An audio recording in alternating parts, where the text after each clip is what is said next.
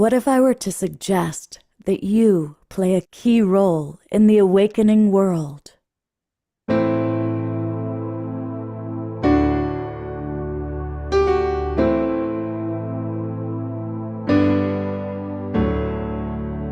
that you are watching this because you have heard the call.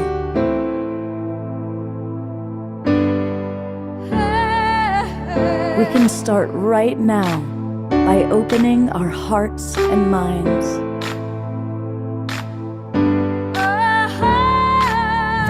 Welcome to the awakening world.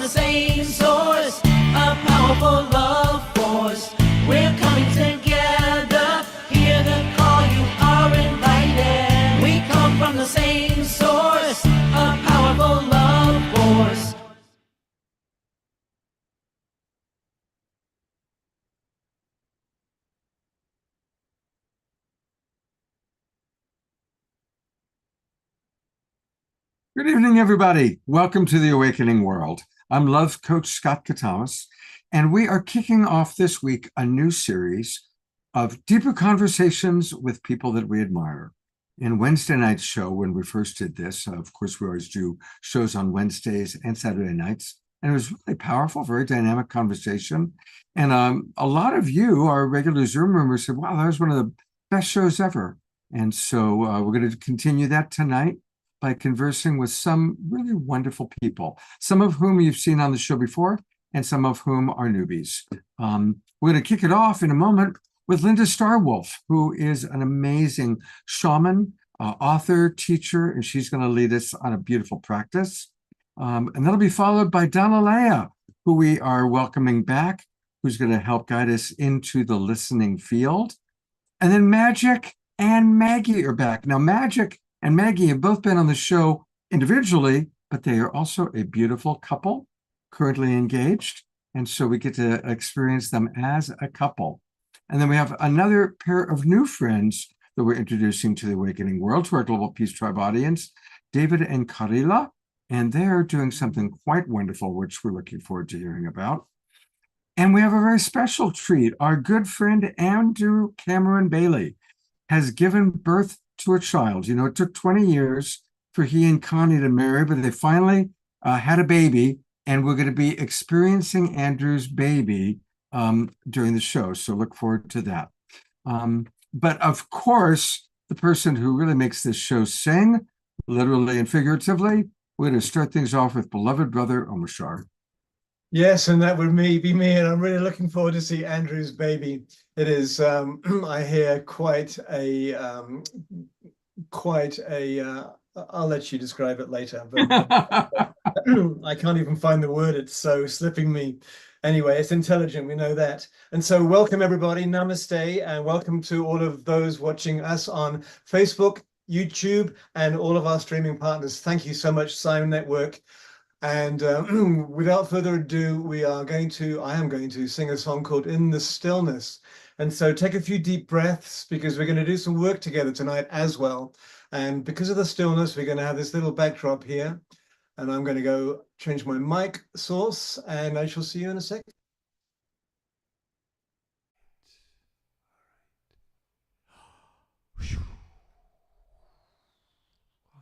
One moment. That's good.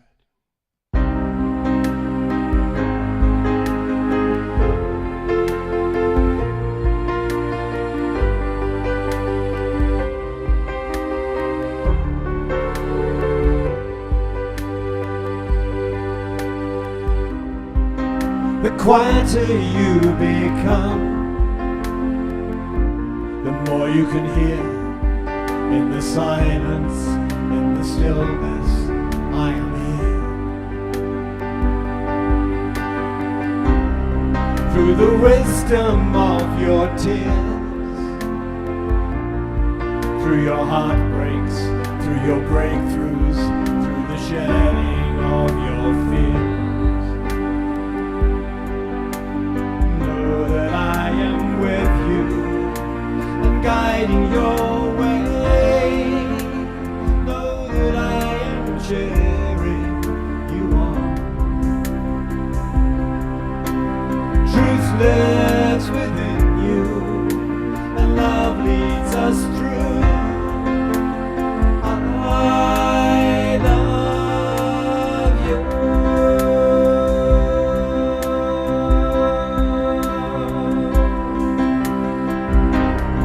Now your heart and mind is clear, and you know that love is with you, love supports you, love is here. And you feel that you belong, and you're walking with purpose. You can hear your life's new song. So know that I am with you and guiding your way. Know that I am cheering you on. Truth lives within you, and love leads us through. I love you.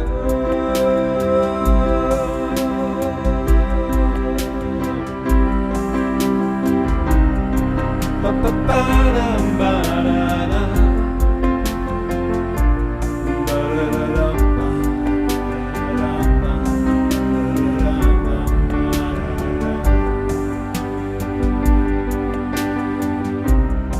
Through the wisdom of your tears, through your heartbreaks, through your breakthroughs, through the shedding of your fears. So know that I am with you and guiding your way. Know that I am cheering you on. Truth lives within you, and love leads us through. I love you. I love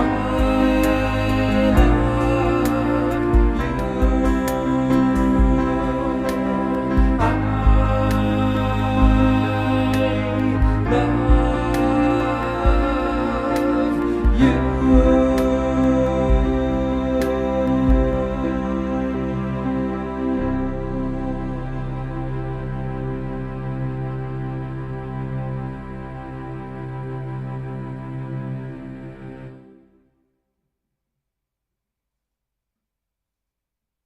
Let's all give him a beautiful twinkle. Thank you, Omashar. My pleasure. All the wonderful, wonderful ways that you get things moving and grooving. Thank you. Yeah, I felt so deeply into our guests tonight, and I had the three songs just jumped out and they're just perfect. And this one is because next, of course, we have Star, and so I thought we'd start with In the Stillness. It's beautiful. I love the lyrics of that song. Really love the lyrics of that Thank song. you. Thank you. And we're going to have two more Omashar songs tonight. So I'm grateful for that and grateful for you, Omashar. Thank you. Well, you saw her saging us. That's a wonderful way to get things started. And of course, this is wonderful Linda Starwolf. She's been on the show a few times now, and we always appreciate the incredible wisdom that she brings. We're going to hear about her newest book, her 13th book. She's written 13 books. And she's going to share the energies tonight of calling in the age of Aquarius in our lives.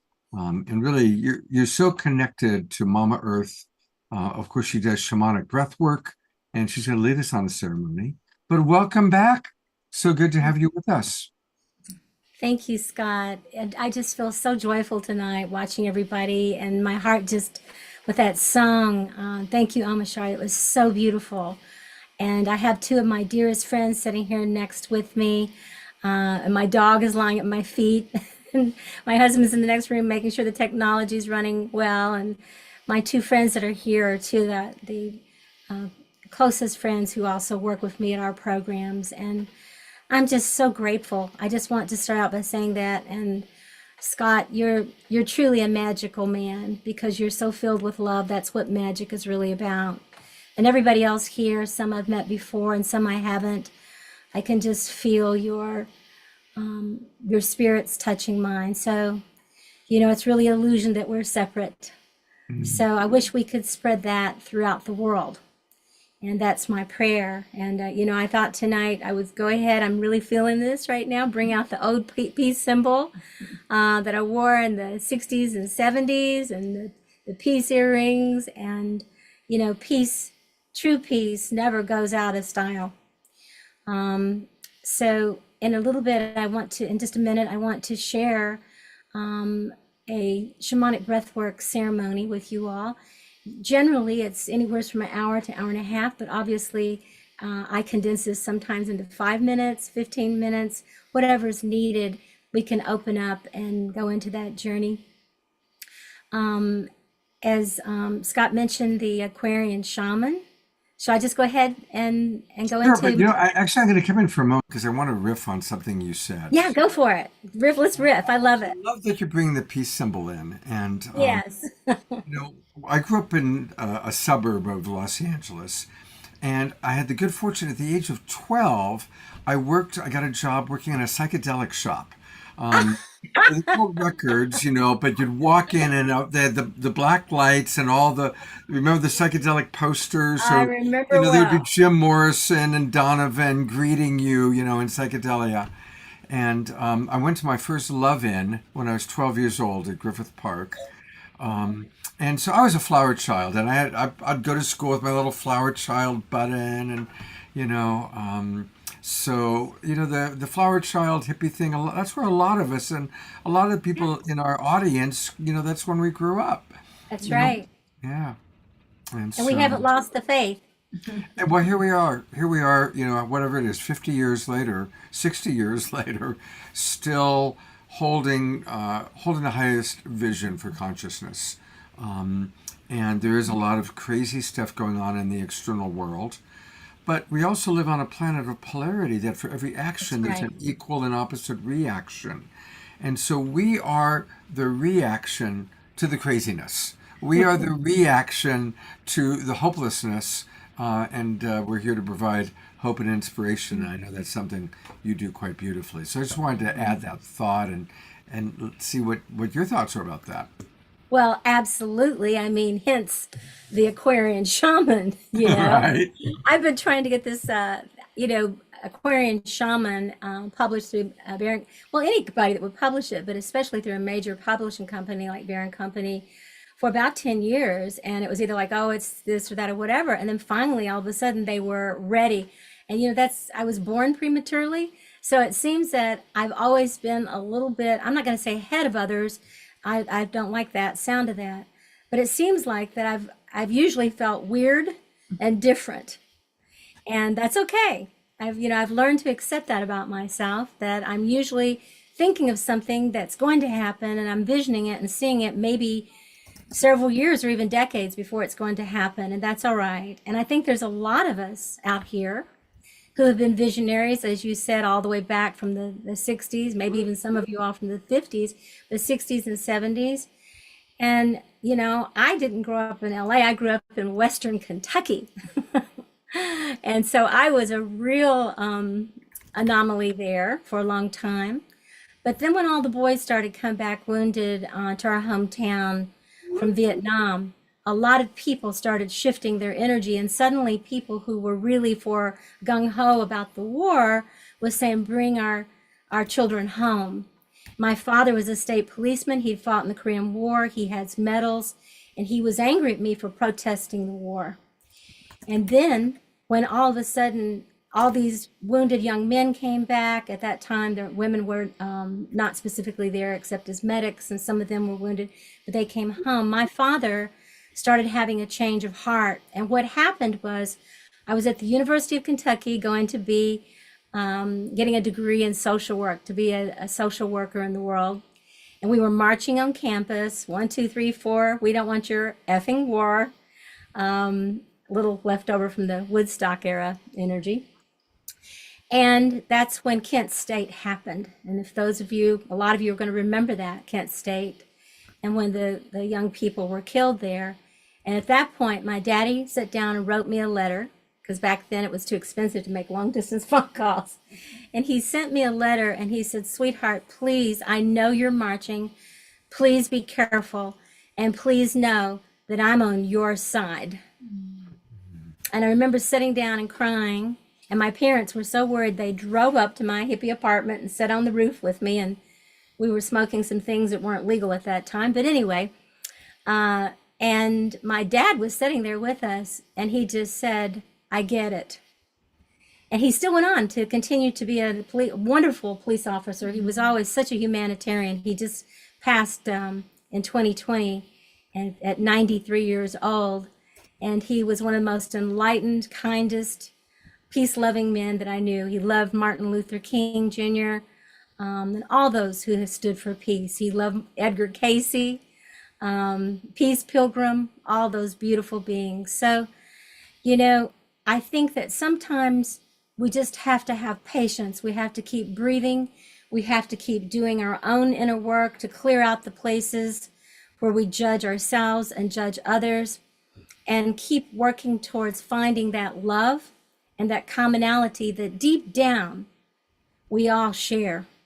There's one other little thing here, not from my book, that I want to read, but the Aquarian Shaman, I'll just tell you this. The Aquarian Shaman is just basically a call to all of us to know that inside of us, yes, we are unified. We can be unified in ourselves, the light and the dark.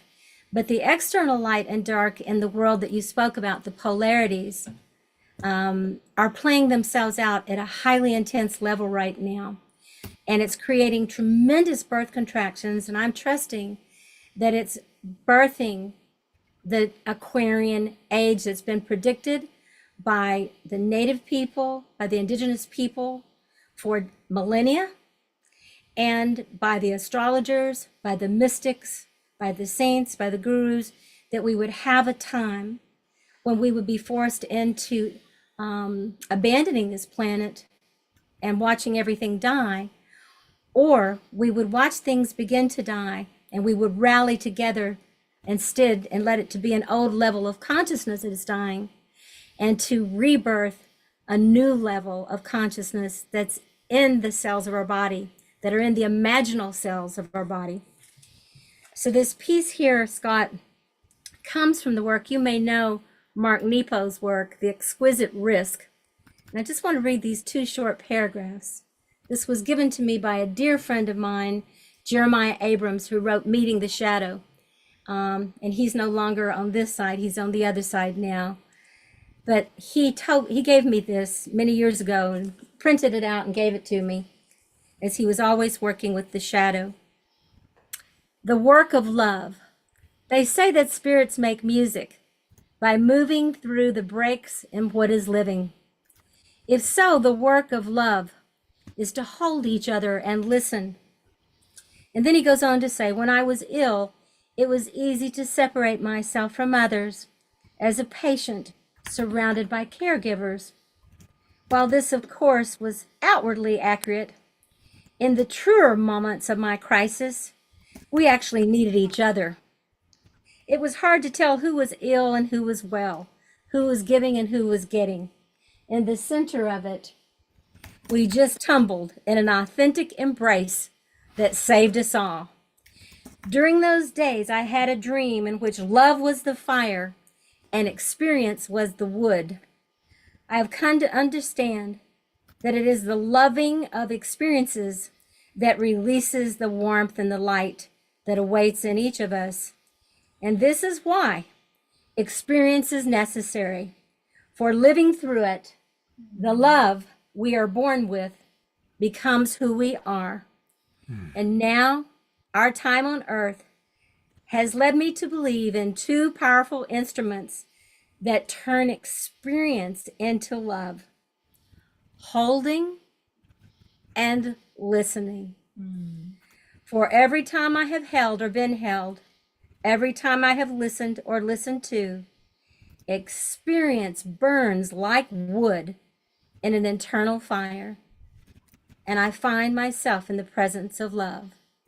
This has always been so. Listening and holding. So I want to ask that we all learn how to listen and to hold each other, and to be listened to draw our beloveds to us who will hold us and listen to us. As a person who's been a therapist, a counselor, a breathwork facilitator in some capacity of listening to others as well as sharing. For I started at 20 and I'll be 72, so that's, what is that, 52 years? I've been listening and holding and being held. I know this to be true, and the core of that is deep, unconditional love for ourselves and others, reconciling the opposites. And Scott, do you want to say something else before I move into taking us on a little journey? Oh, well, first of all, thank you for sharing that. And I want to thank your father for being such a good dad and demonstrating to you the beautiful lesson of his willingness to change his belief system. You know, that's powerful. That's a powerful modeling that he gave to you. And a time that's needed, that, you know, we all need to periodically re-examine our beliefs. So God bless your father. And I'm glad he lived to be that long. Wow. Good genes. Good genes. Thank you, Scott. And my mom is 93 and she's still going strong. All right. And so, yeah, come from good stock, I guess you could say. Absolutely. All right. Yeah. Well, we're looking forward to experiencing. So take us on a journey, my friend. Gladly. So I want to invite everybody who's listening in or watching in to sit back comfortably, because this journey is going to be about a 15-minute journey. And so you want to be comfortable, even if you want to lie down on the floor or lean back in an easy chair, make yourself comfortable. Sometimes people like to turn the lights off or put a little eye mask on, or but it's just whatever you're comfortable with. And we're going to do a little altered states without ingesting anything except the air and love and peace.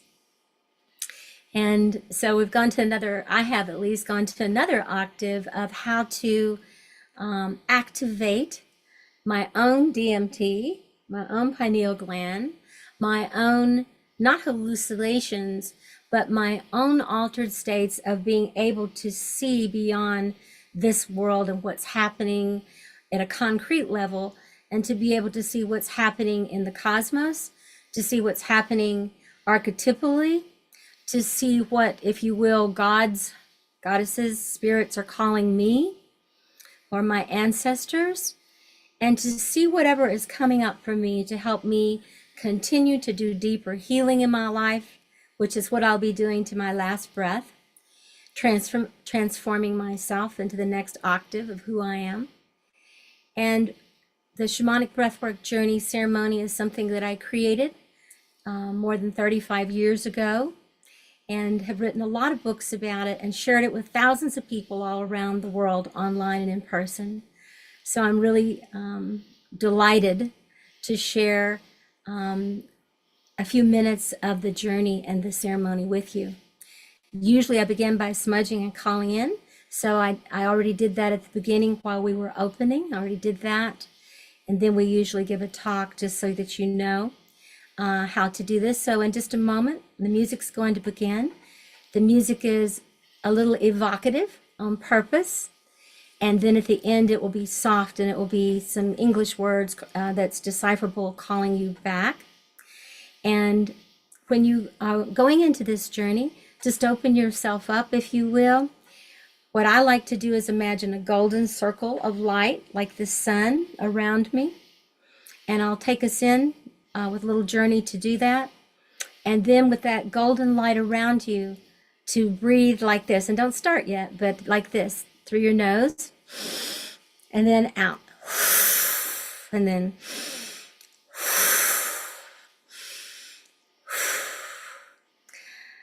I can do that 3 times, and I'm already headed out the door, into space. Some people, it takes a little longer. So what I say to people is breathe like that until you're surprised, meaning that all of a sudden you can feel that liftoff has happened and that you're going to wherever you need to go. Trust the visions, trust your sensations, trust the sadness, the grief, the anger, the disappointment, the ecstasy, the awareness, the bigger picture, the forgiveness, the light, the dark, no difference. Allow yourself to experience whatever's coming forth.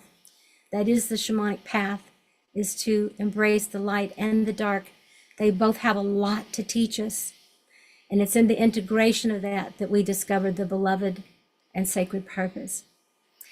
So with that, I'm going to ask you to be comfortable now, to close your eyes. And I'm going to reach over here and get my drum.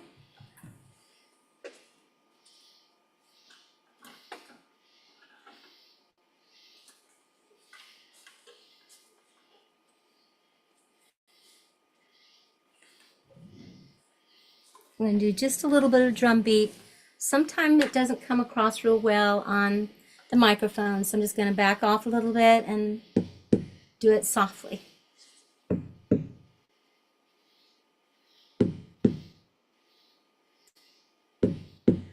So with eyes closed, with the golden light of the sun surrounding you, take a moment to call in whatever's sacred to you.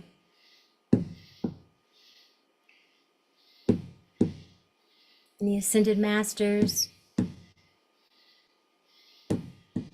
the Creator, Gaia, Mama Earth,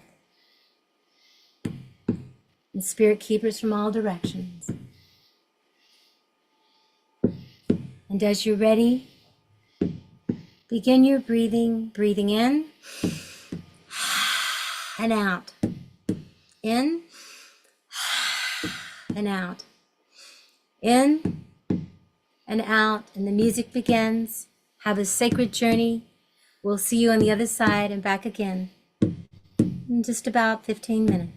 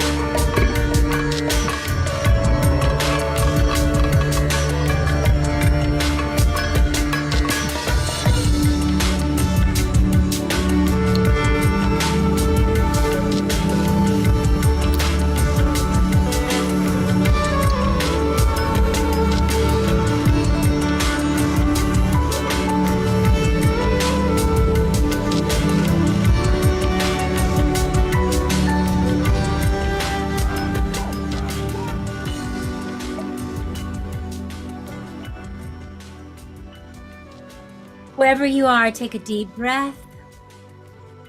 Exhale fully and gradually come back. Take a moment to do so. Collecting your experiences.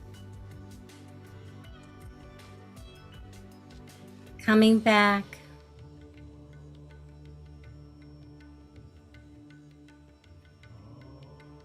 Heart wide open.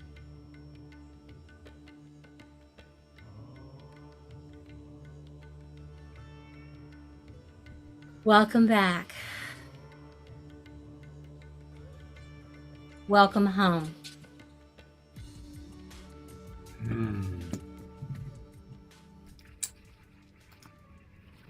Thank you very much. I'd love to ask our audience that are in the Zoom room to put in the chat box some of what you've been experiencing. I'll also check the Facebook pages. I see a lot of people are on our Love Coach Academy page today.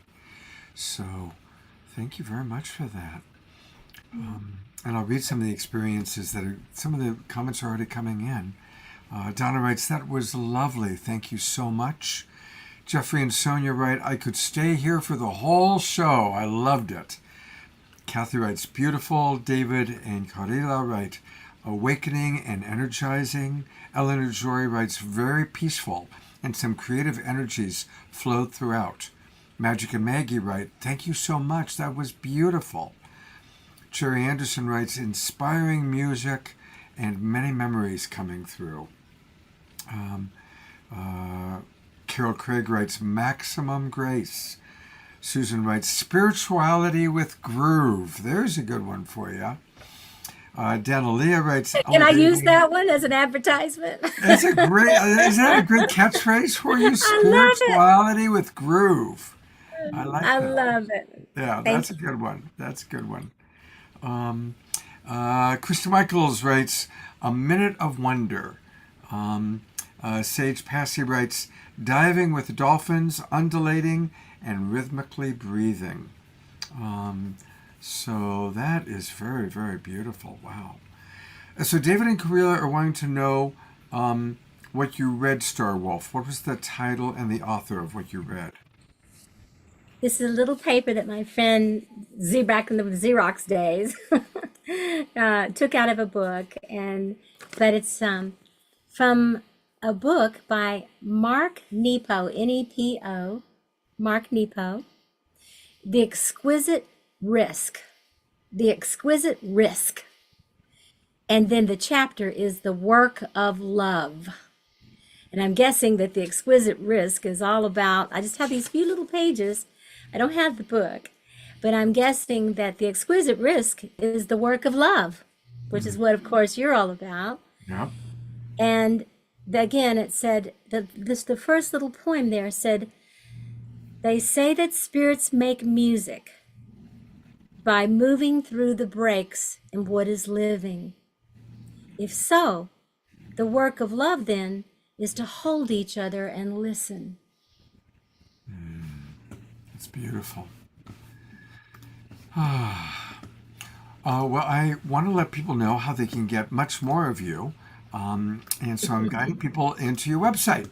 And her website is right here. It's shamanicbreathwork.org. Shamanicbreathwork.org. Also, Venus Rising is what you see when it comes up. And there's a lot of ways you can study with this extraordinary woman. You can become a certified shamanic breathwork facilitator. You can become ordained as a shamanic minister. And you can get a degree from her university, Venus Rising University. And she's got 13 books, including the new one coming out in September. And we'll have you on our Authors That We Love show when the new one comes out again. So thank you so much for being with us and getting us off to such a beautiful, beautiful start. And Scott, thank you. I mean, you are one of my heroes. And I just, you and Amashar and everybody that comes on here, you're all so beautiful and so amazing. And just thank you so much, for keeping the faith, especially now as we're going through the birth canal. I'm praying that we're going to have a live birth. And and that we don't shy away from the darkness, that we look into it, that we embrace it, and that we integrate the shadows, our own, and whatever shadows we need to clear up within ourselves to create a new world. And I believe that we've got right now, perhaps maybe, at least in my lifetime, which is a while, that we really have the opportunity to create this new world that we've been dreaming of. Now, thank you for the role you're playing, and it is true. We are creating a new paradigm, a new world. However it works, we are understanding through quantum physics that there are multi dimensions, and a lot of the people that we have on the show talk about the bifurcation. That right now it's like, okay, people are choosing what reality do they want to be a part of, and there's no doubt we are the reality that we've been tuning into it since we were kids and wearing our peace symbols. I think everybody on this show has signed up for rainbows and unicorns. Absolutely. Right on. Thank you so much. Thank you. Thank you, guys. Thank everybody here. Mwah. You heard her talking at the beginning about the importance of listening, and what a perfect introduction that is to our next guest. And of course, I'm talking, those of you who know her already know I'm talking about Dalalaya, who has really introduced most of us into what she calls the listening field. And she shared with me, she took me on a little journey, and I went back to the orange tree that was in my front yard. And it talked to me, and I realized that she helped me to understand how that tree that I hadn't thought about in 40 or 50 years, actually how it spoke to me as I was growing up and what it did for me. And it was very profound. And so, Dalalaya, I am so grateful to have you with us again. And you've become really quite a most beloved member of our Global Peace Tribe, the Unity Earth community, all the different communities that are coalescing and coming together. So when I was thinking of who do we want to have a deeper conversation with, I thought, well, it's time to bring Dalalaya back onto the show. Thank you so much, Scott, for having me. It's been an extraordinary day already today. I'm in Toronto, which was a city I grew up in, and I had the opportunity to introduce a group of business women to tree communication. And so we were right out on the street communicating with this very old maple tree elder. And there were 10, 11 people in the group, and every single person received a profound message. And one person was decluttering their home and had been experiencing really extreme pain in their legs at night, and had been to the doctor and was wondering what was going on. And then when she asked the tree elder about this, the tree elder reflected to her that what was the pain in her legs was the old belief systems that were connected with all this cleansing and decluttering she was doing in her home. And shortly after that, the pain disappeared. Wow.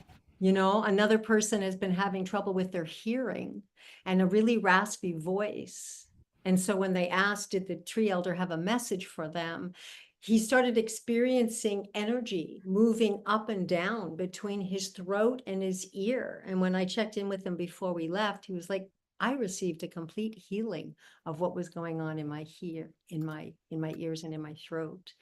And so I want to tag in this beautiful offering that Linda Starworth just kind of keyed up for us.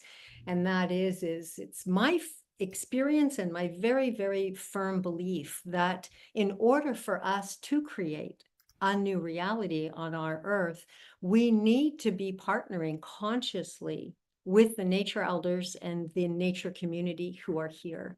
And I know that I'm speaking to the choir here because I know that all of you understand that these relatives, especially the elders, they're sentient, they're intelligent, they're able to communicate, and they're willing to communicate. They are simply standing by right here, waiting for us to invite them in. We, of course, are a free will universe. They cannot just come in and intervene in what we are doing in the human sphere unless we invite them in. And so the listening field that you have mentioned, it's a ceremonial space that emerged in 2020 during lockdown. I had been building relationships with nature elders from the Water, Rock, and Tree Nation from all over the world. And then, of course, suddenly I couldn't travel. And I discovered that based on the trust and the love that we had built with each other, some of them I've been with for more than a decade, I could open this ceremonial space, invite them to come in, and they would show up energetically, spiritually, and we could speak heart to heart. So, of course, the listening field has been developing over the last 5 years. This is our 5th year in 2024. It's a co-creative space. So humans populate it either through a Zoom experience, like we'll do a little bit of today, or in what I would call in situ, which what we did today, when we're actually in physical presence with the nature elders. And for those of you who might be wondering who and what is a nature elder, it's simply a term that I was given when I asked them, how can I refer to you in a way that is respectful and refer to you as a group? And so nature elder is the term that was given to me. And it's a subjective term, which means you use it to describe, could be a river, could be Mother Ocean, it could be a cloud, it could be fire, it could be a Davic spirit, could be tree, a mountain, etc. So it's just someone that you consider to be wiser, and sometimes older than you. So a nature elder could also be a younger tree, but who is the lead or the elder tree of a young grove. So again, very, very subjective. So what I'd like to share with you tonight is that in addition to the private listening fields, which is what Scott has referred to, which I do with people who are often needing to make a decision and are having trouble doing that, or community groups. We work with community groups who are wanting to protect perhaps a forest or their local river. So we help them communicate directly with them to make sure that the plans and the strategies that they have are proposing to put in place are in alignment with what the situation is, and that it is going to ensure the thrival of all. We also work with businesses and organizations similarly to help people communicate directly with those who are involved in producing their products, etc. So as you can see, the whole focus in the listening field is to bring the humans and the nature people into a conscious, ongoing, living relationship, so that peace, one of the things that's the biggest focus for many, many humans on the planet right now, it's peace with our nature relatives as well as with each other, because as we all know, they are intertwined together. We can't have one without the other. So in addition to these kinds of listening fields, I'm very much on mission in what I call planetary service. And after the events of October 7th, 2023, when the war began between the Israeli government and Hamas, which continued into the genocide, the olive trees began to appear in the listening field. And an ongoing basis, what soon became clear is that they were offering to partner with us one by one, heart by heart, to teach us what it means to actually be peace, to live peace. And so what is happening right now is that every month on the 6th day, I host a public listening field online. Everyone is welcome to attend. The next one is August the 6th. And in this, we call into the field a 4,000-year-old olive tree who lives in southern Bethlehem. And we also call in the Deva of the olive trees, the Deva of peace. The kukui trees have actually come forward from Hawaii to say we want to be part of this peace alliance. And then actually another new species, the ginkgo, which are connected with Hiroshima and Nuclear Prayer Day, are also asking to join. So what I want to share with you is a couple of video clips from the last month's listening field on July 6th, just to give you a little warm up, if you will. And then I would like to invite us, guide us into an experience where you will be able to consult with a nature elder. So I'm going to just share screen and offer you this first clip. And so just to give you a context before I play it, this woman came into the listening field. She was involved in a facilitation with a place called the Highland Valley, and where there's a very large open pit copper mine.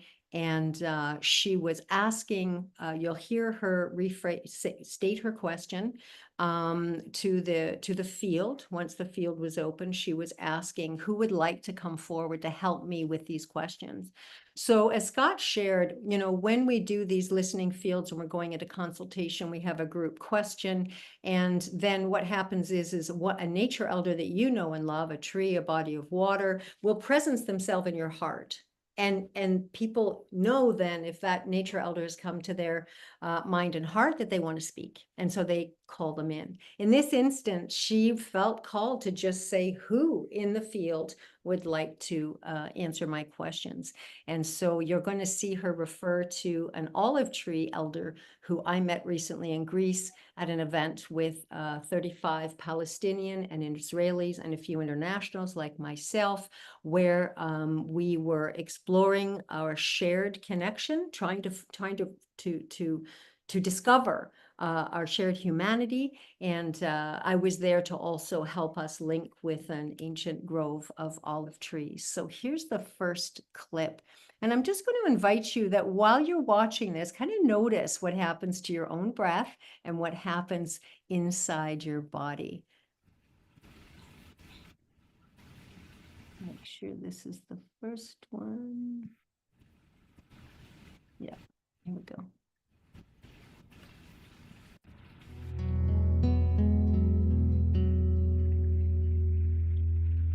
I asked that any of the gathered in the field who wish to answer my question of how I can assist or help in restoring balance to the Highland Valley, where there's a massive copper mine and waste rock and tailings.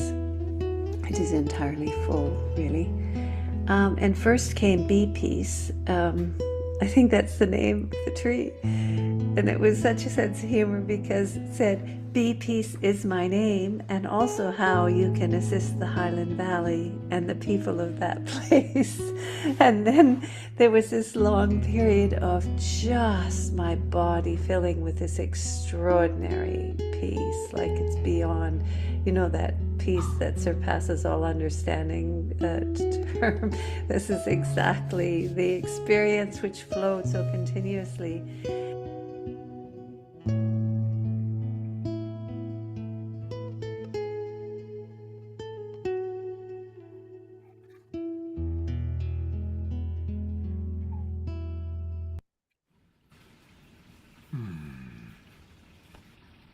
Just want to invite you to put in the chat, you know,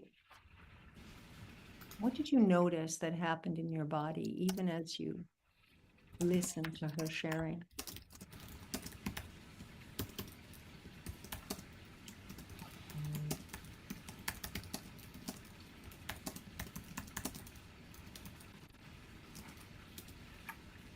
While people are writing, I'll read some of them as they come in, and I'll share that when she talked, when she mentioned that her name was the same as the tree that came to her, I just got this like, oh, what amazing connection for her! What an amazing way to immediately know, oh wow, this is real. There's something really happening here. So was my thought and my feeling. Carol writes, a big smile and easier breath. Ayada writes, love for the tree, coming alive, dropping down in more consciously. Donna wrote, my heart opened when I saw the tree. Morgine writes, I cried and I cried. I could feel and communicate with her. Jeffrey writes, Lovolution. More coming in. Susan B. writes, I saw the great rent in the lower part of the tree and the flourishing of life over this. Sage writes, inspiration. This listening and communication with plants has been a lifelong journey of mine. So there are some of the comments that came in. Thank you. Thank you for reading them. And I'm I'm sensing as well that you can also feel that the whole field right now in this awakening world, it just got very still and very quiet. And this is the gift, especially of the olive trees who embody peace.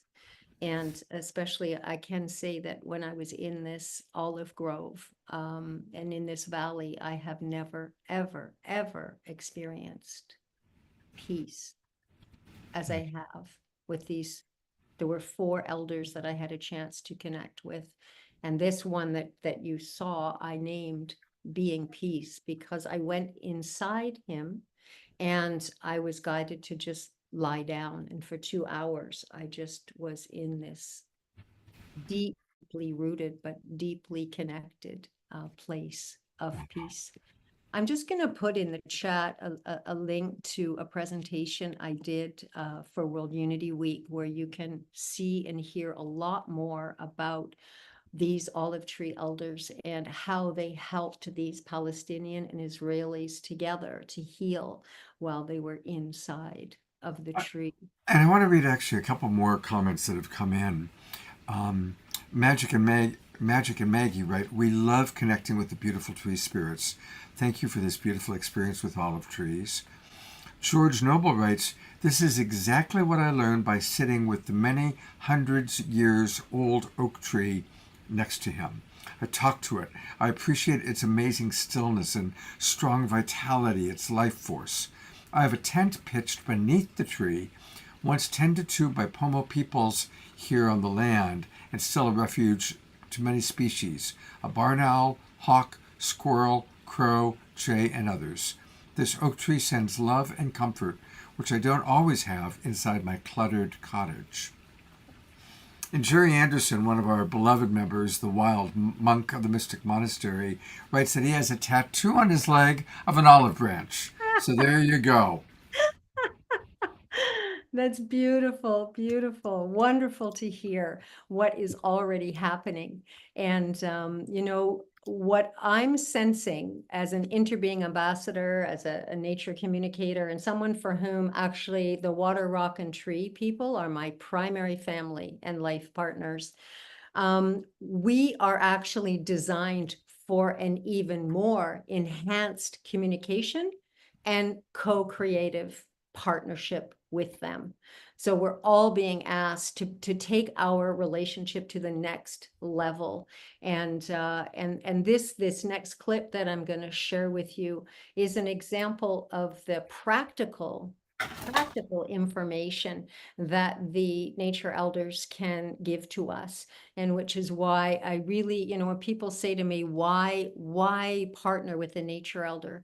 And I say, well, wouldn't you like to have a wise guide, a trusted friend, right? And or an ally or a colleague, an elder for your business, or for your life. And these relatives are always here for us, love us unconditionally. And each one of them has a different medicine, a different character, a different voice, etc.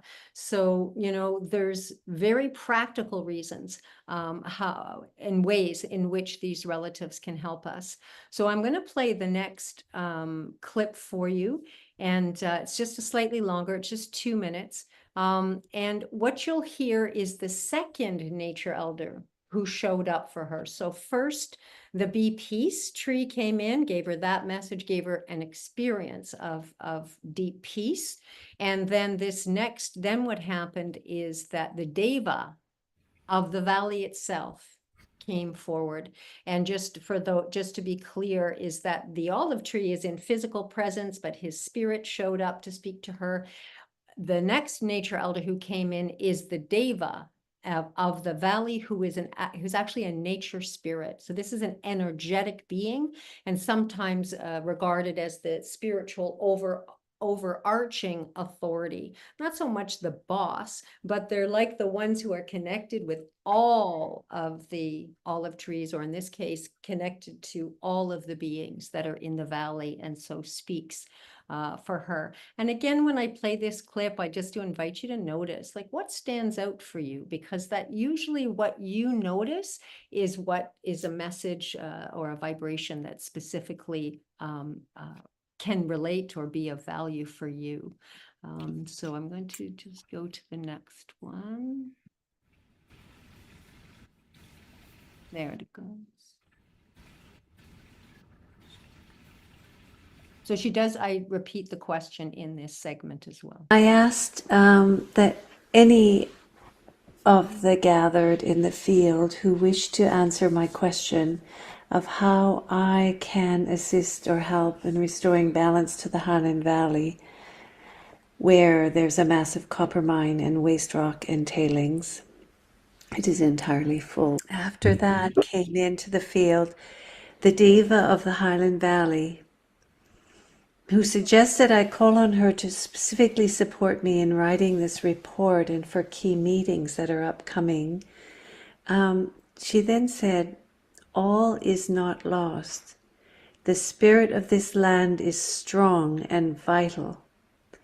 Balance can be reestablished, though it will look very different from the past. Show me, I said.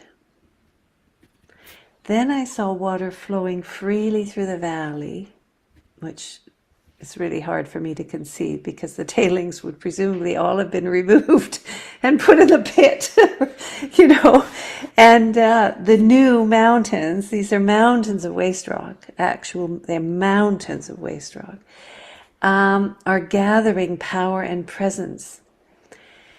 They are transformed, but the essence is not lost. I see people in the valley growing food. Poof. I see animals grazing. They're primarily feral horses and cattle, but also some elk here and there. Then she said, trust that all will be well. The seeds you are sowing will take hold. My gratitude to the Tla'amush people of the land for their abiding love. Trust the power of love to move mountains.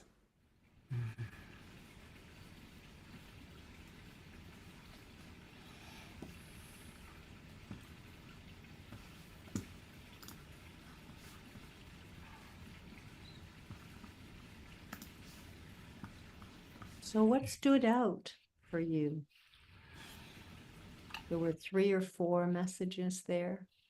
I'm curious what stood out for you and listening. Of course, her emotional experience of the positive vision. That's what stood out for me. And I'll read what's coming in. Scotty Satori writes, our next global water healing. George writes, sweet voice, the sister in the recording. Eleanor Joy writes, the poster of trust, intention, and love. Anne Baldwin says, I was filled with hope. Cherry Anderson writes, even the Mother Earth is not a victim. Susan B. writes, the word of trust, and her vision is supported. So. Yeah, this is beautiful. And, this example is, I said to her afterwards, I said, how did you feel when you saw the scale? Like, this is 3 copper mines that are together. And then the tailings pond is so full that if it spilled over into the land, it would potentially destroy, right, the ability of the land to regenerate itself. And so she said, I felt devastated by that. But after this listening field and actually receiving this vision, she is inspired, and that she has a vision now that can continue to help her mobilize into action. And so one of the things that we're discovering that the listening field helps us do is to tap into new blueprints that we can hold and take action towards manifestation and also communicate to others. So this vision really affected, she said, how the tone of the report when she was writing it for the people who had hired them to facilitate this. And that the other piece of it is too, for us, is that if we're given an energetic vision that we're holding, it helps us in when we're strategizing and making decisions as we go along. Because if we know that this is a vision that we have been shown that's come from the nature people, then we can, you know, more easily and quickly decide, no, that's not in alignment with that vision, so I'm not going to follow that, and keep centered, knowing that as we hold our own missions and our own visions very, very clearly, the universe lines up, you know, to bring us the connections, the people, the resources, etc., that we need. So yeah, I just wanted to thank Ingrid for her clarity, and that this kind of relationship, ongoing relationship, because she's been calling the Deva in during the meetings. So then she's taken on this the Deva as a partner now with this project. Dalalaya, I'm really wanting our audience to have an experience of the listening field. We're already running late, so can we get to? Would you be willing to please lead the practice? Sure. Yes, absolutely. So I'm going to invite you now to just take a moment and close your eyes and come into your own heart. And is there a question that you might be struggling with, an issue, or maybe it's even a desire that you would like to manifest? Or it could be something that is happening in our world right now, and there is a lot of things that are going on that are very, very, very challenging for us to even breathe through. And so we're going to call in, I'm going to open up a field and invite you to call in a nature elder to give you some guidance or support with that. And just know that as you hold that question in your heart, a nature elder that you already know may appear to you, so therefore they are the one that you're going to communicate with. However, if another one does not show up, if a nature elder does not show up for you, then just simply put that request out from your heart, silently from your heart. Who can help me with it? Which nature elder is willing to help me with this? And then, of course, once you're in this space of heart to heart, you're asking the question, breathing, feeling, and listening for the response. So I'll leave it us in this very, very gently. I'm just looking for my original sound. There we go. All right. So I'm just going to invite you to close your eyes and just come into your breath.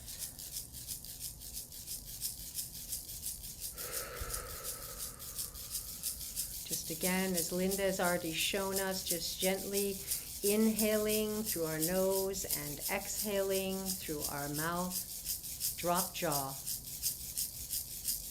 And just letting your awareness drop from your head into your heart.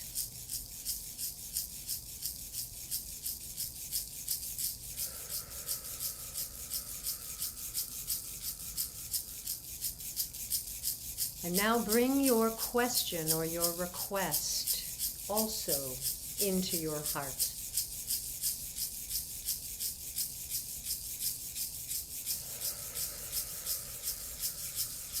Beloved nature elders of the universe,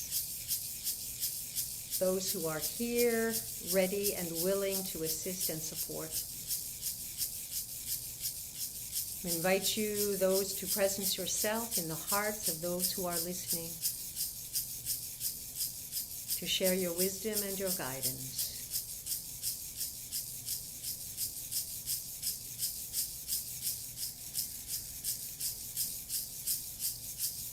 So if someone has appeared in your heart, in your consciousness, I invite you to send them a wave of love, a wave of gratitude, and feel that being received by them.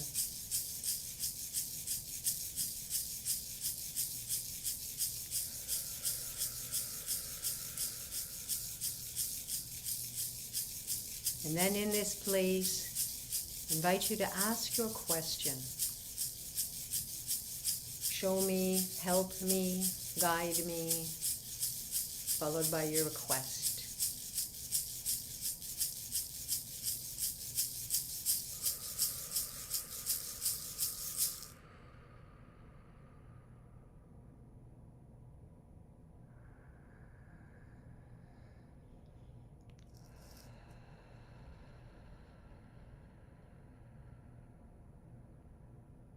Response might come as an image or words, a sensation, or just direct knowing.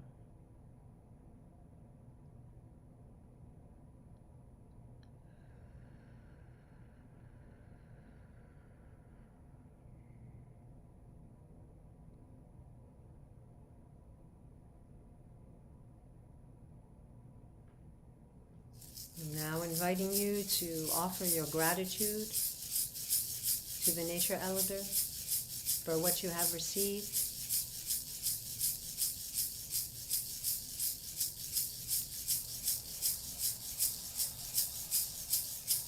Thank you, beloved, for coming forward.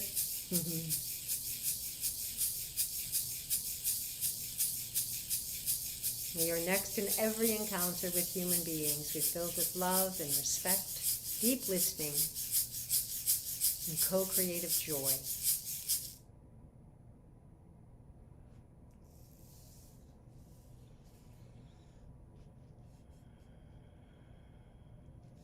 So I'm just going to invite you to open your eyes and come back into the room. And if you'd like to put in the chat, if you feel comfortable, what did you ask and what did you receive? And if anybody actually wants to share it on camera, raise your hand using the computer, and then you'll go to kind of the front of the, and I'll be able to see you right away. So if anybody wants to open up their mic and make sure you have your camera on and share verbally, we'd certainly be happy to hear from you. And I'm going to see if Omashar has anything he'd like to share, while others either write in the chat box or raise their hands. Omashar, anything you'd like to share? For me, I'm actually quite surprised because I just dropped in to myself more as a result of this listening field, and I did not expect that. And I have a favorite tree in England, and it's about 450 years old, and it's a plane tree, Plane tree. And I was drawn straight. I wasn't even looking for it. I just went to the question, and the tree came to me. And I was in communication with this plane tree next to the River Avon in Stratford-upon-Avon, Shakespeare's town. And so that was what was up for me. I just felt more present. I felt more in myself. And so thank you for that gift, because I actually needed that. Thank you, Denalia. I'm remembering when you came back from England and you had the backdrop where you had that tree. I did, and I do. And it's an amazing plane tree. Hey, where is it gone? Yeah. So see on the left of me, these are massive trees. The finger is the size of a person at the bottom of this tree, and so that's that tree on the left there, 450 years old, just planted at the time when Shakespeare was just doing his thing. So anyway, thank you. And when I took this photo in March of this year, the rainbow appeared behind. I thought, hey, there we go. There's a shot. It was a great shot. I know, right? So All right, thank we're gonna go to Sylvia. Sylvia, I had a feeling that you would have something to share tonight about this, knowing how connected to nature you are. Yeah, the collage backdrop is of a forest area in a local metro park, Sharon Woods Metro Park. And that's where I went when Daniela issued the invitation. My name, Moonbeing of the Forest, that's, and so I asked the trees there,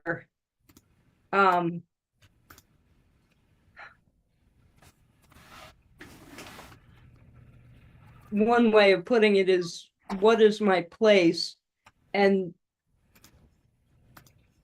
how do I get there? And I'm literally, it's a literal question for me, because fossil fuel transportation is something that I feel we desperately need to move beyond as soon as possible. And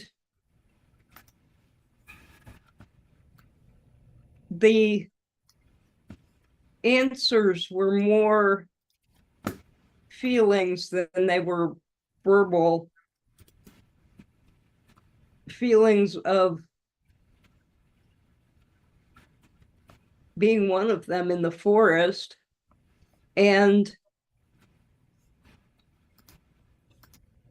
a sense of movement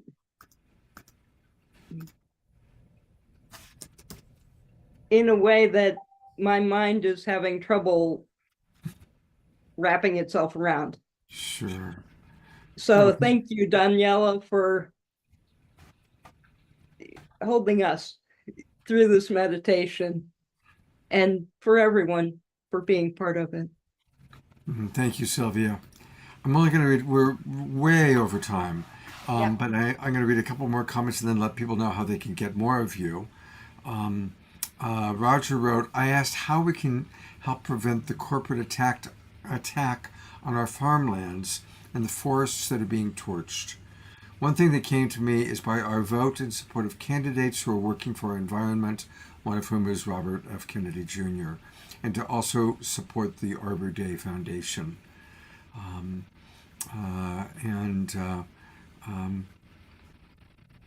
George Noble points out, kind of connected, that John Mayall, the English blues breaker, passed at age 90 this week. And yes, he was a powerful being, quite a voice that influenced many of our favorite musicians. Daniela, thank you so much for the wonderful work that you do. People can get much more of her work by going to two places. I'm going to show you two options. This is her main website, thelisteningfield.life. Go to thelisteningfield.life, partnering with nature elders, and subscribe to her mailing list so that you can get caught up on all the wonderful things that she's doing. And she also has a wonderful YouTube channel. And there's some very, very beautiful videos there. Again, if you just go to YouTube and you just write into the search bar, the listening field, and this will come right up. I'm going to subscribe. And there's some really beautiful stories here that, the more that we listen to other people's stories, then it inspires us to open up our own imagination. Whoops, looks like we lost Donna it helps us to open our own imagination. And so watch the videos, watch the stories of other people, and then take the time to tune in and ask the questions and follow the practice that Donna Leah has laid out for us. It's a very, very beautiful practice indeed. Oh, good, she's back. So I'll bring you up one last moment. You disappeared there for a moment. Yeah, thank you, Scott. Yeah, I just want to invite people. August 6th is our next listening field with the olive trees and the ginkgos, because it's also Nuclear Prayer Day. So please come and join us. It is a 2-hour experience, so we go much deeper, obviously, into the field. So please come and help make this link with peace through and with our nature elders. Do you have a website for that? Yeah, I put in the chat already the Listening Okay, Field great. Monthly, and there's the link to register for the Zoom. Okay, And then great. There getting it on is. the mailing list is helpful because we do have a lot of events going on. The website's still under construction. So yeah, look forward to it if this is a call for you. Absolutely. And of course, August 6th is the perfect timing because that coincides with the anniversary of the atomic bomb Yeah. being dropped in Japan. And Yeah. so we always honor that time. And there's a lot of events such as Donna Leah's that's going on. And we're going to be doing Fumi, who you love, is going to be on the show just before then on The Awakening World next Saturday night, a week from tonight, to share with you about what she's going to be doing around that time. And we'll also promote Donna Leah's event next week as well. All right. I apologize to our presenters. We are running a little bit late tonight, but it's been a wonderful pair of presentations already. And to help us digest all that we've experienced, it's time for Omoshar song number 2.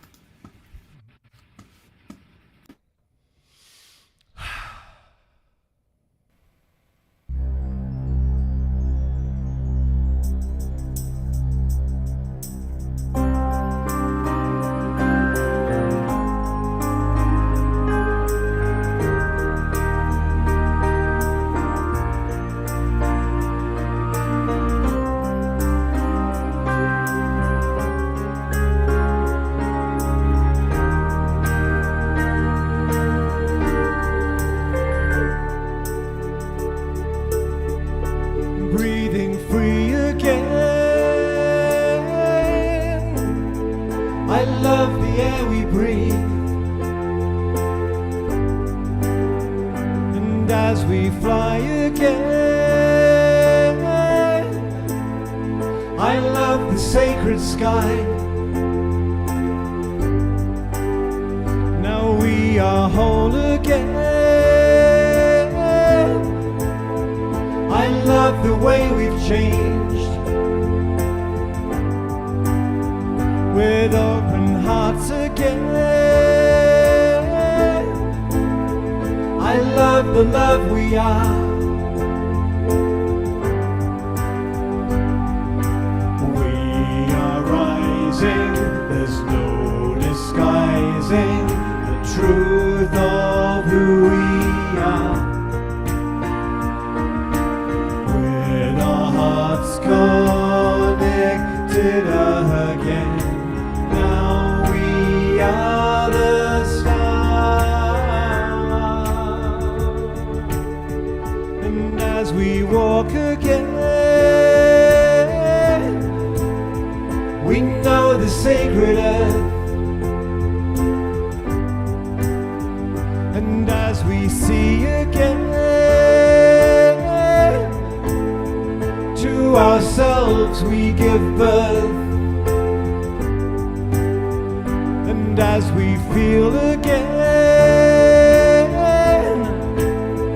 our boundaries dissolve.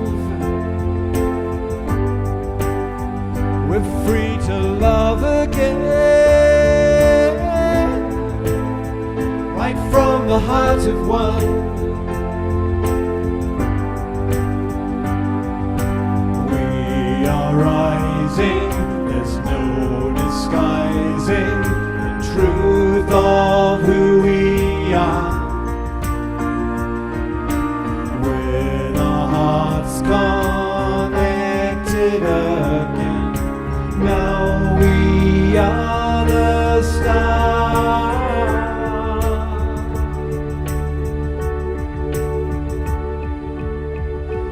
Now that we are home and all is said and done,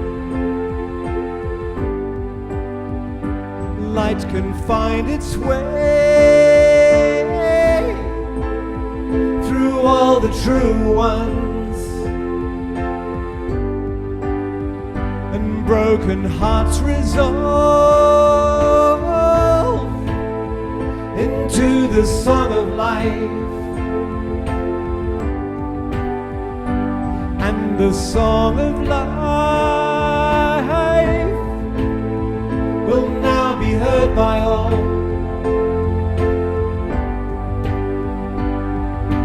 We are rising, there's no disguising the truth of who we are.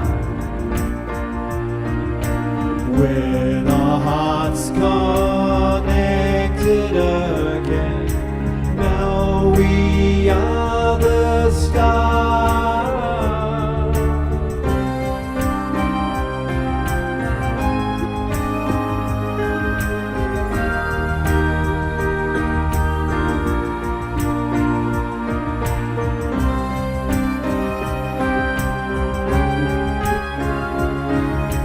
Now we are the stars.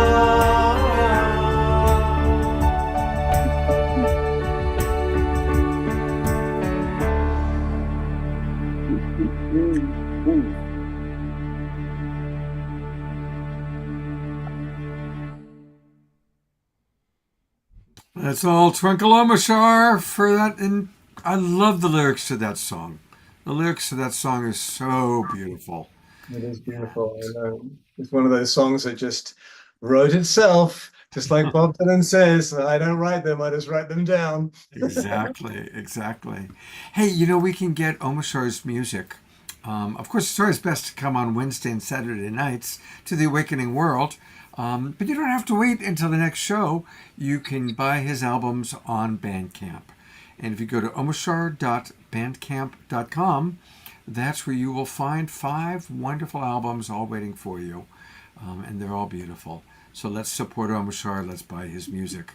And the beauty of getting them on this show is that you get all the latest songs before they're even recorded. I write Right. I give them straight to the Global Peace Tribe, and then I think, I can change this, this, and this. And the song I'm going to play at the closing of this show tonight is going to rock your socks off. Wow. Well, thank you so much. And yes, as you just heard, we will have one more Awashar experience to close out the show. Well, again, the title of the show, Deeper Conversations with People That We Admire. And both of our next guests are people I really, really have a lot of love for. They're my friends, but they also are really wonderful examples of people that are contributing to our awakening world. And this is the wonderful Magic and Maggie. And so I'll tell you a little bit about each of them. As a certified intuitive astrologer, and she's also an author and a retreat ceremonial facilitator, Maggie has dedicated her life to the sacred, to the expansion of love, the experience of divinity. Her love work is multidimensional and multifaceted. She guides people in wonderful ways. And something that I really appreciate about her is she's a hospice worker. And that's such sacred work that most people don't make a big deal about. It's like when you think about the great professions, but what is a more extraordinary profession than guiding people out of this world into the next world? So thank you, Maggie, for what you do. And Magic is someone that I've worked with as a shaman. He is truly, I call him an urban shaman. Over 25 years, he's been working with people in a wide variety of ways, often taking people out into nature. That's what I experienced. We went out into Mount Shasta together, and he helped me to connect myself and to nature in beautiful ways. He has a very unique approach to creating and transmitting a powerful field of love and truth. And in that field, anything can happen. Healing happens, awakening happens. He is truly, as his name implies, a magic man. And these two beautiful beings happen to also be a couple. And we enjoyed watching you doing the dance, dancing with each other. I actually spotlighted you there for a moment there. Mm-hmm. So it's beautiful to see two awakening and awakened beings coming together in love. And so I'm gonna go there first. And a question for you: how do you use your relationship to further evolve, to further awaken? Wow. How do we not? Yeah, I mean, I think for me, and I think, I don't know, you can speak for yourself, but I think Maggie probably shares this sentiment, but we see the relationship as the primary place to be able to see ourselves. Like if I'm sitting alone in a cave meditating, then I don't get to see myself because I'm not interacting with others. And the more intimate the relationship that I have, the more parts of myself that can be hidden from me aren't hidden anymore. So the more vulnerable, the closer I am, the more it gets activated. So I'm grateful that Maggie and I actually have a fabulous, harmonious relationship for 95, 98% of the time. However, we do have our places where our wounds match, where they meet up, and we get to see each other through that. And then we get to hold each other and heal ourselves and each other. And one of the biggest things I've learned in being in relationship is to learn that we're a team. Sometimes I have my hurt from my childhood activated, and there's a part of me that gets scared, that feels like I'm in my childhood again, that projects onto her, my mother, my father, things that happened to me. And then she's likely in that situation having something similar happen to her. And what I think we've both learned is in those situations, for me to drop in and realize and be with this child part of me, and to study that part, bring love to that part, and then to know that something like that's happening for her. And we're here to do this together. We're here to show this to each other and to hold each other in love so we can heal it together. And so it's really, really beautiful to be doing that with Maggie. And most of the time we do it really, really well. And every now and then we fumble around like humans and get really triggered. And I've noticed that over the years, we just get better and better at coming back to center quicker, staying in love in the first place. And, but I expect that it's always going to happen as long as we're humans. Yeah. And it's beautiful. Yeah, it really is really beautiful. The relationship itself, I've never had an experience in my life that has drawn me to love myself more than my relationship with magic. It's the evolutionary process of relating with one another in such an unconditionally loving way. It always evolves me in the deepening of authentic love for myself, exactly where I'm at in each moment. And it's such a gift to be able to reflect back these parts of ourselves to one another, and yet at the same time know that it's coming from, you know, when we're wounded or we're triggered, it's coming from a place inside of me that needs my love, right? That needs my attention.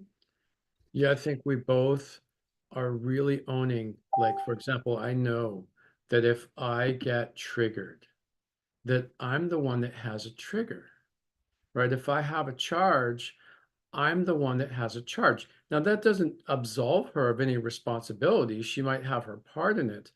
But if I had healed and resolved and loved my hurt and my past and my losses and my wounds, then I wouldn't have a charge. Now, I might still have discernment. I might still have a boundary. I might still have an authentic no. It might still be sad or hurt, but that charge wouldn't be there.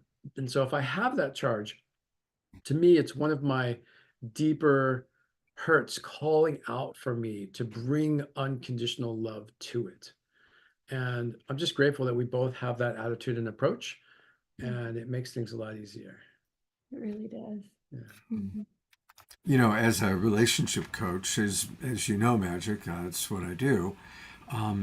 It's so beautiful to see a couple that understand this, because the deeper the connection, the deeper the soul connection, the deeper the passion, absolutely what comes with it is those issues that our soul wants us to resolve, wants us to work on, also come to the surface. It's the price of admission for being in a dynamic relationship. And so it's beautiful that you understand that and take responsibility and self-reflect and work with it appropriately. So I'm going to take it a step further, because I know you two, and I can, you know, you clearly do have a wonderful relationship. And so when that stuff comes up, and by the way, it may be your own personal stuff, or it may be epigenetic, because we now know that we're also working on helping to heal our ancestral trauma. What are tools that you use when you do get deeply triggered, and something that's deep in the shadow, a shadow, something that you've been trying to maybe hide in the shadows, or something that's a deep shame story comes up? What are tools that you use to come back to center and use the relationship as a positive, sacred mirror? I mean, I think my tools are kind of specific to me. So, for example, I know that I have a sensitivity to feeling like I'm being made wrong or something's wrong with me, because I had highly critical parents.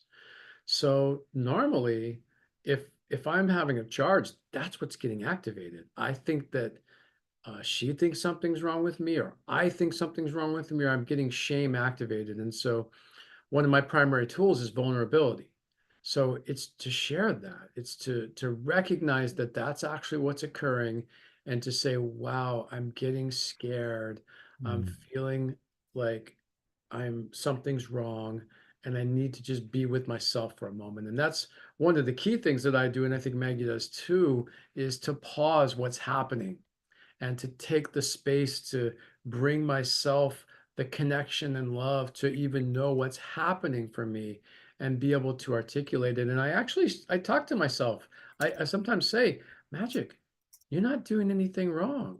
You're a human. It's okay that you have a wound. It's okay that maybe you've actually done something that you wish you would have done differently, but there's nothing wrong with that. You're human, and it's okay. Your love, and I give myself love. And then that calms me down to be able to actually interact with what's really here rather than my childhood wound that's flared up. And another thing that I think we both do really well is, and we're consistently improving on it, is naming that part of us, right? Like, I know for me, I know that magic is very sensitive to being made wrong. So I will try to be sensitive to that in my trigger, and I will name that I have a child part that's up, and that I'm feeling identified with that child part right now. And that, you know, I understand from a cognitive perspective that this is mine, but in this moment I'm identified with that part. So really it's not a useful time to speak about anything if I'm feeling identified in the moment, right? So We have particular challenges that some of your audience, I suspect, might relate to, because we're both highly psychic beings. So Maggie might be really doing a great job of talking to me calmly and collectedly and not raising her voice, and in her world not actually transmitting the feelings that she's having inside, right? She's taking a very mature approach. And this happens both directions, by the way. But, you know, I'm very psychic, so I can feel the part of her that might be making me wrong, because she's got this mature part that's really in control in that moment, but she's got this child part that might be making me wrong because it's a child part, right? And it's hurt.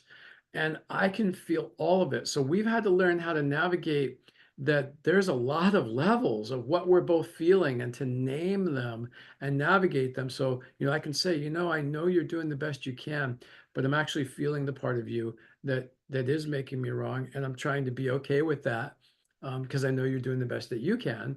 And then I'm being with the part of me that is afraid to be wrong, and that is feeling my self-esteem is on the line, and my self-value. And so it gets complex when you're psychic. And I'd imagine some of your audience might relate to that. Yeah, that's beautiful. Next question for you. Since we did the listening field, and tonight there's been a lot about connecting to nature and magic. I've gone out into nature with you, and I know you lead nature experiences. What are some of the things you can share, and as personal as possible, of moments where you've spoken to nature, or where nature has really helped you, maybe when you were in a challenging time in life? And that's a question for both of you, and maybe start with Maggie. Yeah, I'd love to share. You know, Magic and I just co-facilitated a retreat in Mount Shasta together for 7 days. And there were many people who had absolutely stunningly beautiful experiences in nature when we were there, including myself. And because it's my most recent story about a wonderful transmission and healing in nature, it's the one that I'll share. But I on a very regular basis go out and connect with the earth, and it's my way of seeking my own healing and growth, is being out connected with the land. So we were in Mount Shasta last week, and it was our final day there. And I've always had a very strong connection with bees. And I've had incredible encounters with bees, especially at Mount Shasta, where I once had a bee fly onto my heart center, and then fly in front of my face and make prayer hands at me, and then fly on my third eye. And I've had just countless encounters with bees. And I was working through some childhood things last week at the very end of our time in Mount Shasta, as it can be catalyzing there with all of this really strong sacred energy and energetic vortexes. And I was working with some deeper emotional patterns. And when I was in a very beautiful spot on the mountain in Panther Meadow, I had Saint Germain come to me in the bee spirit. They let me know in that moment. I kind of received the message that the bee was my spirit animal. And I my whole life, I have never felt like I had a spirit animal, even when we were on retreat. I was sharing with some of the attendees that I didn't feel like I had a spirit animal, that I'd identified with different animals, but I never felt that depth of connection. And in this moment, in this meadow in Mount Shasta, it all came in and was deeply, profoundly healing to me. And it was like in that moment, I knew that the universe had been trying to tell me about this deep connection with the bee spirit for so many years, and it had continued to kind of go past me until this really profound moment. So it was my last really deep, profound moment out in nature, and it just has solidified that connection with that beautiful animal spirit even more.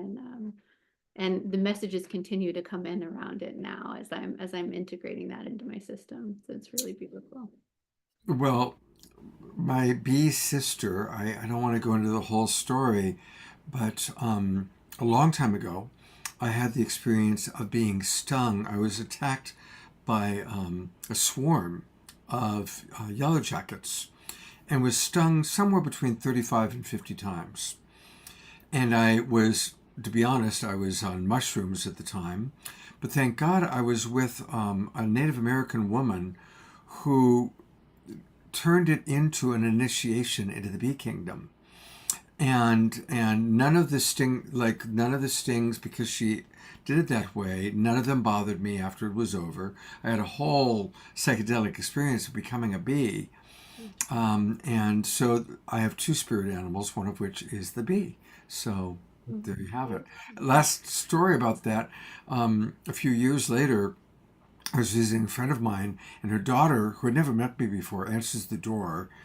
I'm knocking on the door. The daughter answers. The daughter's about 6 years old, and she goes, "You're a bee. You're not a man. You're a bee." So that kind of anchored it in. So anyway, here's to bees as our totem animal. Magic, I'm eager to hear your story. Well, I'm having a hard time sorting through all the different stories because, the retreats that Maggie and I facilitate, what we do is emanate a field, an energy field, what I call a shamanic container, in which we attempt and usually do a pretty good job of helping people to dissolve all of their illusions of separation and open up an experience of multidimensionality, where a lot of people have a psychedelic or ayahuasca type experience without any substances. And of course, in these states, people talk to trees and talk to rocks and have healings. And so regularly on every retreat that we have, there's a healing like this. Just on the one that we just led, there was a man who was so debilitated by digestive issues for his entire life that all he could eat was meat. We had to have the caterer just bring meat for him for all of his meals. If he had anything else, he would get very, very ill for days, weeks, or even months. And we went to some healing waters, and he was guided to dip himself in the water. And while in the water, he heard, "You're healed." And he came out of the water and he felt different, talked different, thought different, acted different, and began eating waffles and ice cream and all kinds of things and didn't get sick. He was immediately healed. There was another person who had a bulging disc, a herniated disc in their back, who was going to cancel coming on the retreat because they couldn't even get in their vehicle without being in so much pain. But they somehow made it. They had an experience with a stream in which they got into freezing cold water. The water immediately became warm like a hot tub. And then they felt like all of this history, conditioning, past lives, genealogical, just emptying out of their body, and got out of the water, and their back was perfectly healthy. We had somebody with cancer on the retreat before the last retreat that was going to have an operation before the retreat. She went in nature, again, an interaction with water, healed her cancer. It just disappeared. And when she went back to the doctor, no need for surgery because it was completely gone. Wow. But I'd say my personal, because you asked for personal experience, my most powerful experience that came to me was an intimate one that I don't share much publicly. But in 2007, I studied with very, very intimately with quite a few radical shaman, kahuna, sorcerers that you would see in like a Harry Potter movie. People who could walk through walls and shapeshift and teleport and aren't public figures and apprenticed me very deeply. And one thing they all had in common was this ability to transmit the frequency of what they were sharing so that the receiver, the listener, the audience would actually have something evoked inside of them and would be altered or changed just by listening or just by being in the field. And as I studied with them and practiced this, I felt like I was getting okay with it, but hadn't quite mastered it yet. And one day I was on Kauai. Some elders had taken me to this sacred site, and there was this tree called the kissing tree in this sacred site, and it had eyes and a face and a mouth that looked like it had lipstick and it was going to kiss you. And I sat on this rock, and this was actually the second time I went to the tree alone with my shaman friend. And I just started to eye gaze with the nuts on the tree that looked like eyes to me. And I just held the gaze of this tree for a long time until suddenly everything disappeared. And the world was just like dots and specks and white light. And this, this spiraling light energy started coming out of the tree and right into my third eye. And then I wasn't there anymore. There was no me. I was feeling everything you could ever feel in the world. And it felt like my entire system, every cell, every part of my body was being activated. I was shaking and vibrating. I was crying at times. I was howling and screaming at times. It lasted about 45 minutes. There was one moment when I had like my ego personality was present and I had the thought, what is happening? And the tree told me that it was actually, and I don't remember the exact words of the tree, but the gist was it was awakening inside of me that which was needed for me to be able to transmit in a way similar to my teaching. And it was so radical. And afterwards, I laid down on the ground. I couldn't move. I couldn't talk. I was like drooling. It took probably 45 minutes to an hour to get up and walk. And that moment was a defining moment in my life, because after that, how I taught, how I led retreats, classes, one-on-one work, all changed dramatically. And it was so humbling that this beautiful tree could help like bring this online in me and bring me like able to help people on such a deeper level. And so that wasn't the one I expected to share, but it's certainly one of the most meaningful to me. It's beautiful. Thank you for sharing that. Wow. Thank you for the beautiful work you're doing, helping so many people. Do you have any retreats coming up that people can consider, get excited about? We do.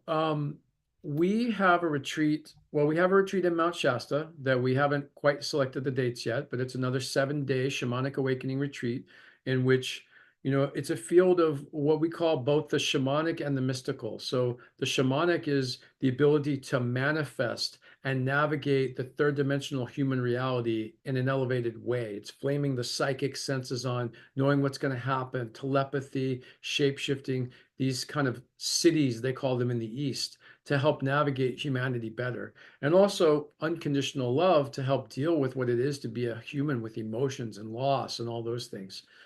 And then we have the vertical, which is God and divinity and oneness and emptiness and being in the void.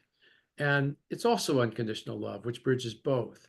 So these two are seemingly paradoxical, and these retreats are the place where both of them meet together. And so we have a 7-day retreat coming up in Mount Shasta. We'll have the dates on our website soon. We also likely have a retreat coming up this winter in the Azores.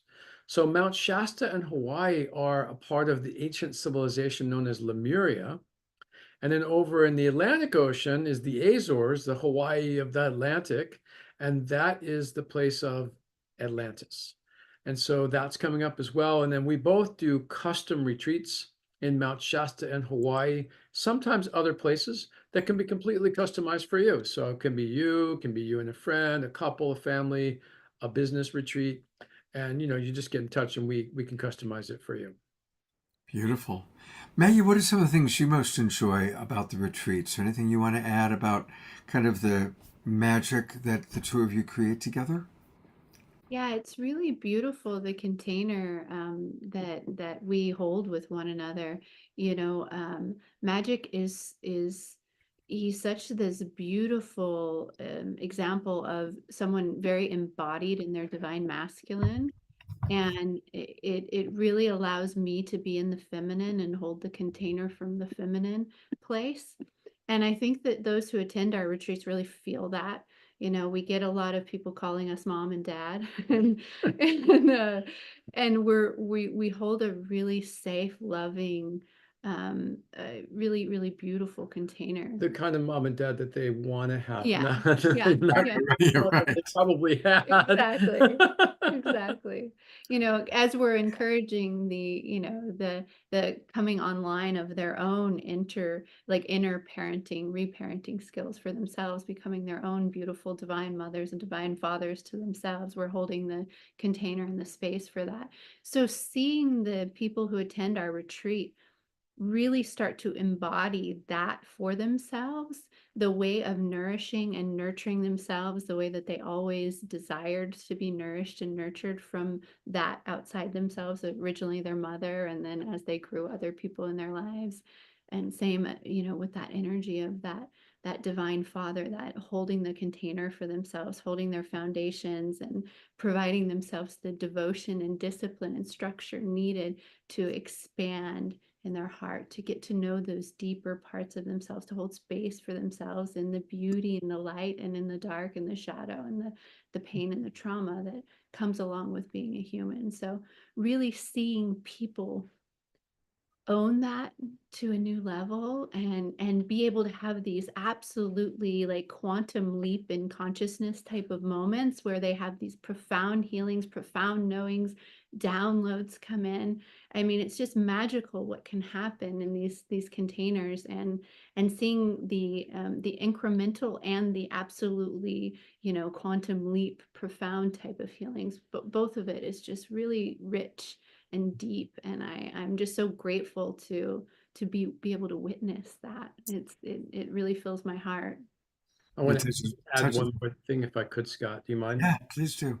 I just want to say that, I mean, I think Scott, that my commitment in life, my one singular intention is to realize and be the unconditional love that I am in every moment, to love every part of me and everything and everyone in every moment. And my life is dedicated to doing that. And there's all this shamanic and all these different things that come with that. But that's really what it's about for me at the deepest level, is finding every part of me that I don't love and bringing unconditional love to that. And Maggie is a person that I so admire because she's embodying and living that and has that same commitment. And that's ultimately the space that we're creating on the retreats, is a space of unconditional love, which dissolves, resolves, and heals all of the illusions of separation, that we are anything other than one.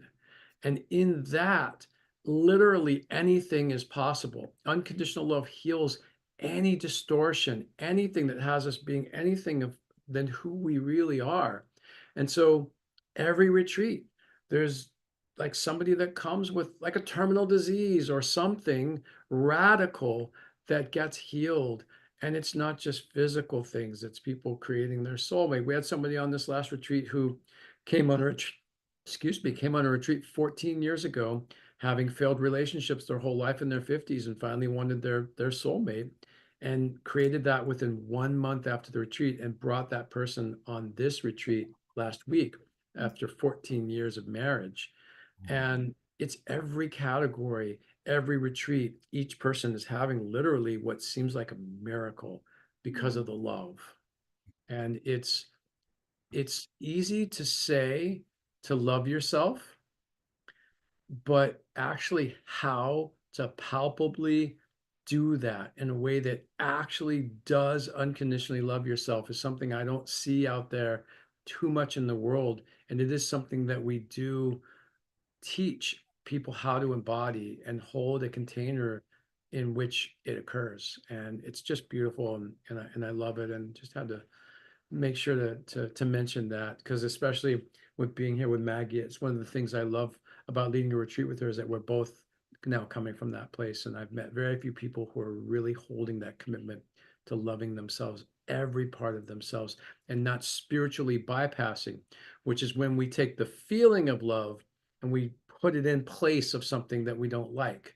That's very different than actually totally loving the thing we don't like, which actually often makes it feel more intense at first because we're giving it permission to be there. Beautiful. I am absolutely delighted to see the two of you together in your glory. This is a little postcard that they sent to me. I've put it in the chat box, but for everybody watching on Facebook and YouTube, a lot of people watching on Facebook and YouTube tonight. And you can see some of the joy of the people that are participating in your retreats, and I highly recommend it. And a reminder that the best way to learn about what Magic and Maggie are up to is to go to the website, and their website is sacredvoyages.com. Sacredvoyages.com. Look at all those happy sacred voyagers. And that's where you can learn more about what they've been talking about, both the custom retreats that they can do for an individual or a couple or a family, or the group retreats that they do. Again, I've known Magic for a long time. Then when I saw him get together with Maggie, got to know her. They're the real deal. They are a wonderful, wonderful pair of human beings that provide a lot of love and a lot of goodness. So... Thanks, Scott. And I just want to put in another little plug for Maggie. She's a master astrologer and the most incredible astrologer that me and everyone I've ever referred to her has met. And so I just want to put it out there as well. Her astrology is like no other. It's very practical. It's very real.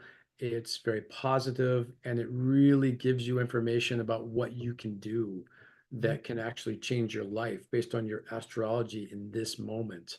And frankly, I didn't believe in it as much and wasn't so into it until I met Maggie, and she's told me so many things that have blown my mind. So, and you have a website for that? I do. Yeah. It's my name, MaggieAnnEingle.com.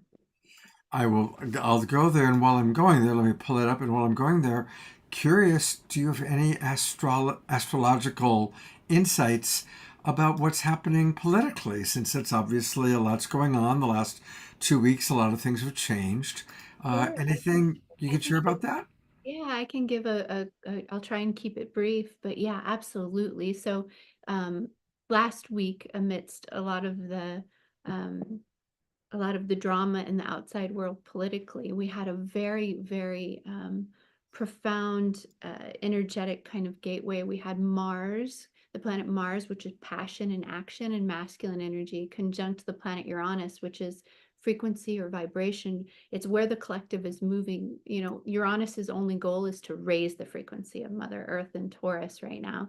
And they were on the fixed star Algol, which there's a lot written out there about Algol, and I won't get too in depth with that energy, but that energy really was inciting us to be with the parts of ourselves and the parts of life, the parts of being a human, the parts of humanity that are ugly, that we don't want to look at, the shadow parts, because that is where we gain our deepest empowerment, is through our ability to be with all that is real and all that is present, to be with what's true.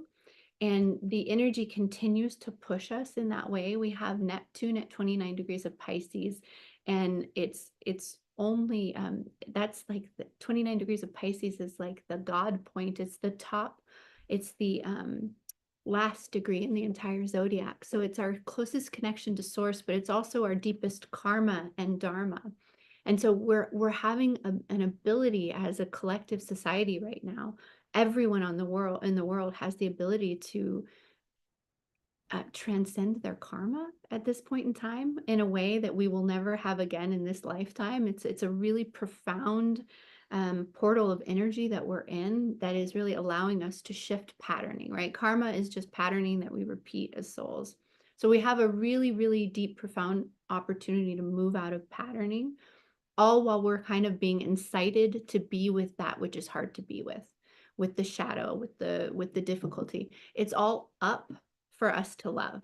Exactly what Magic was just speaking about, not the bypassing of the things that are hard, the looking above them, going above them, putting them down, putting them away. It's the actually being with the things that are hard to be with. And that's what the energy is pushing us towards. So anything that we see in our inside of us that we're having difficulty with, any emotional patterning that we're having difficulty with inside ourselves, anything outside of us in our relationships or on the collective world stage, is all for us to be with right now, because we have a profound and massive ability to, as we meet everything we see with love, with profound love, we are able to transmute that energy, to alchemize it, to integrate it, and to move on into patterning that is more in alignment with what our souls want to expand more into, which is the love that we are. So, go ahead. So the most important thing right now is to actually be with your shadow.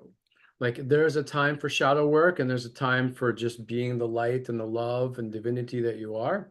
And this is a time for both. Yeah. It's how can we be our divinity and be our shadow at the exact same time. And this is very nuanced, subtle work that most people could use some support with. So if you know somebody that knows how to help you love yourself further, to be with yourself, to be with the parts that are uncomfortable and challenging, there isn't a better time than right now to take that time to really love yourself and be with yourself. I have a technique that I teach called the Oneness Method, and it is the method of how to do this. It is a tangible, practical way to get in touch with that which is uncomfortable and to love it. And I actually have a couple of free talks about it on my website. If you go to sacredvoyages.com and you click on Magic Talks, which is my podcast, and then you go to the library, there's a bunch of free talks there on zillions of topics. And that there is at least one, and I think more than one, on the Oneness Method. And I highly recommend that at this time right now. It's see where it says listen to recorded talks, Scott? Yep. In the middle right there. It's just such the time to really deeply be with yourself. Here And they are: How Beliefs Create Reality and How to Change Them, Power of Mount Shasta, a lot of shamanism, mystical powers. I'm just reading words that are jumping out at me. Attracting Your Soulmate, Repelling Your Wound Mate. And you certainly are, providing there's a the Oneness demonstration. Method. Stop right there, Scott. Scroll up slightly. And it says the Oneness Method, make Got it. 2022 the year of your dreams.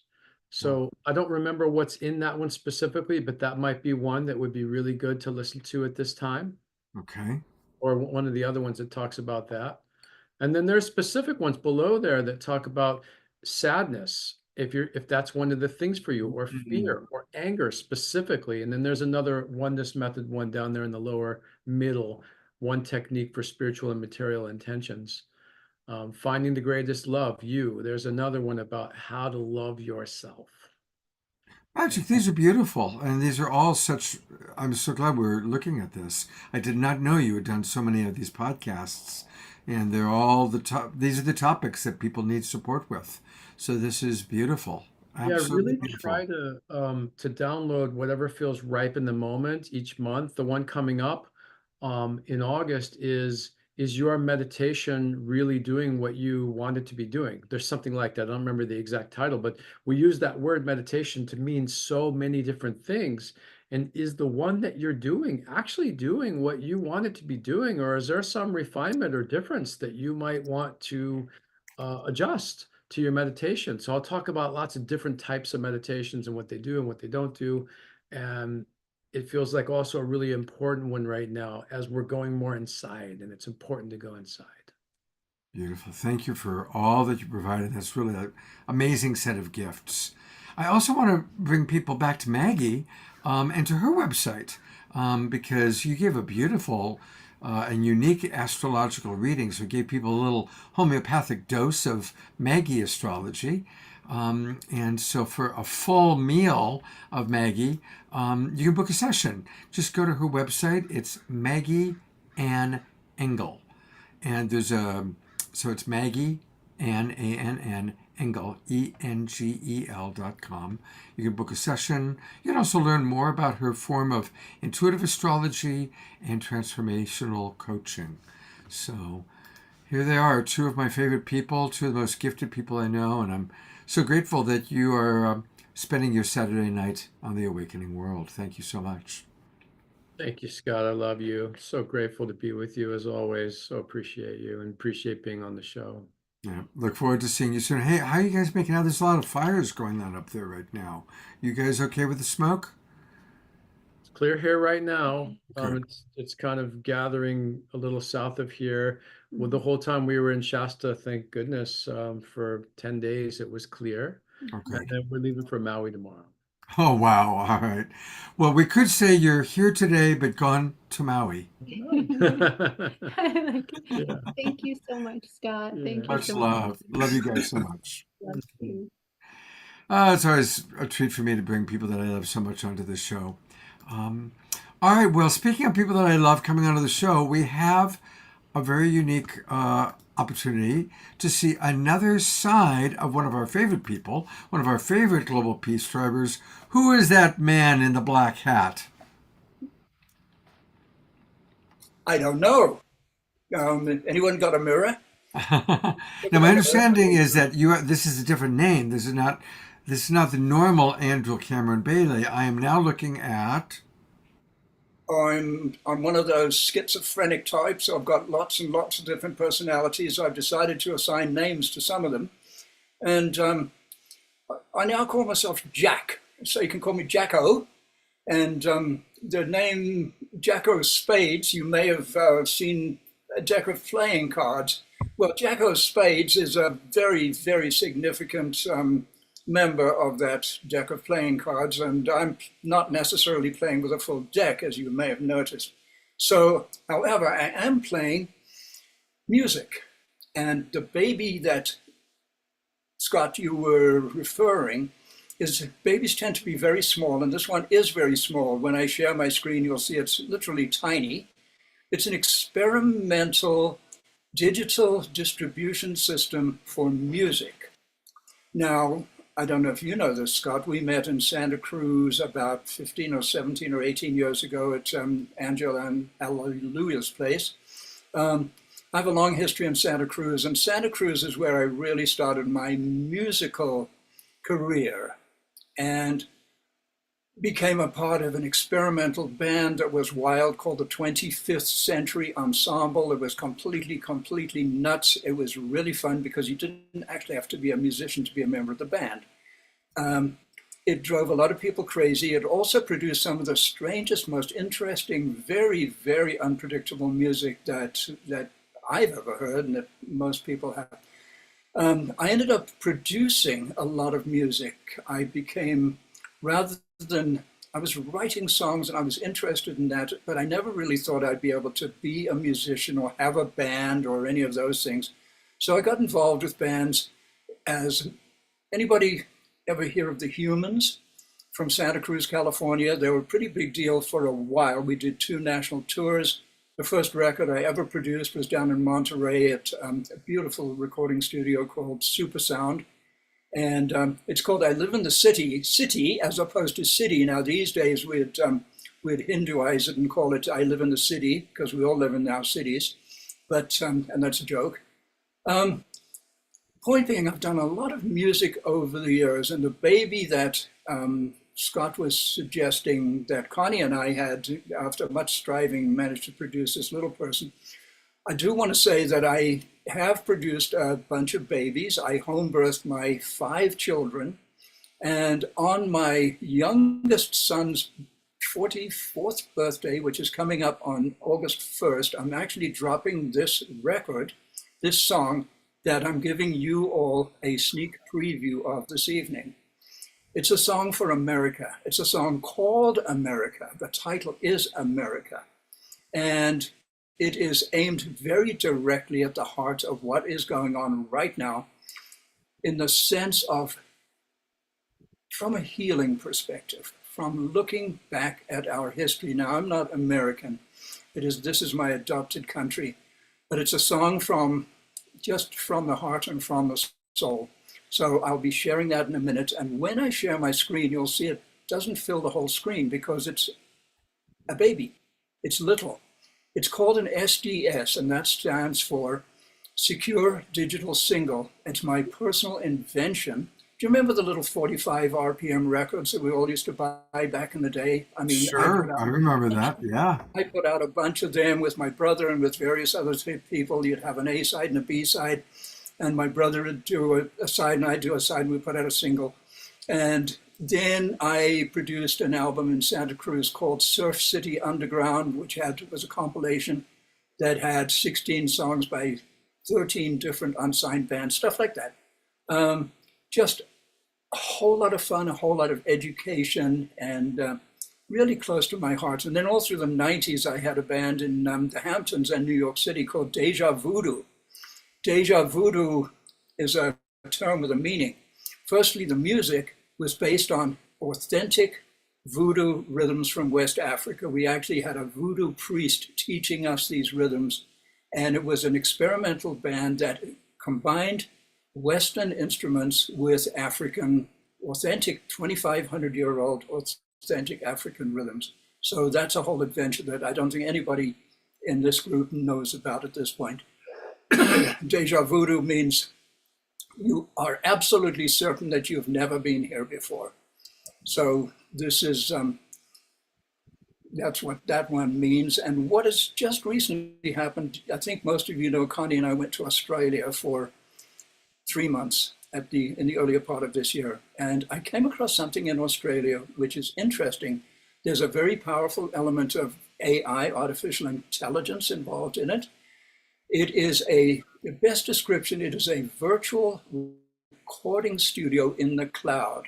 Now, I've spent a lot of money and a lot of time on and in recording studios, hiring musicians, hiring engineers, picking up the tabs, paying the bills to produce music, to manifest a song. I have produced of my own material, I don't know if it's 20 or 30 or 40 or 50 songs in the studio at great expense. I've never made much in the way of money from it. Deja Voodoo was actually quite successful, but it was an 8-piece band. There was no way we could afford the recording studio.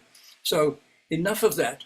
What happened in Australia is I was introduced to this phenomenon, and I think it emerged from West Australia, maybe Perth. It is a situation where you can go online into this. Omashar actually came over to the studio here in Loveland, Colorado, and sat with me, so he knows what I'm talking about. You can have an idea for a song, and you've got to have your act together. Now, it being AI, it'll make a song. You could press a button and get some stuff, right? It's not like that if you know what you're doing and if you know what you're looking for. So this is a breakthrough that has been created to promote music, to promote creativity in the world of music. It is completely designed, developed, and supported by major musicians and executives in the music industry. It's really interesting, and the quality is breakthrough superb.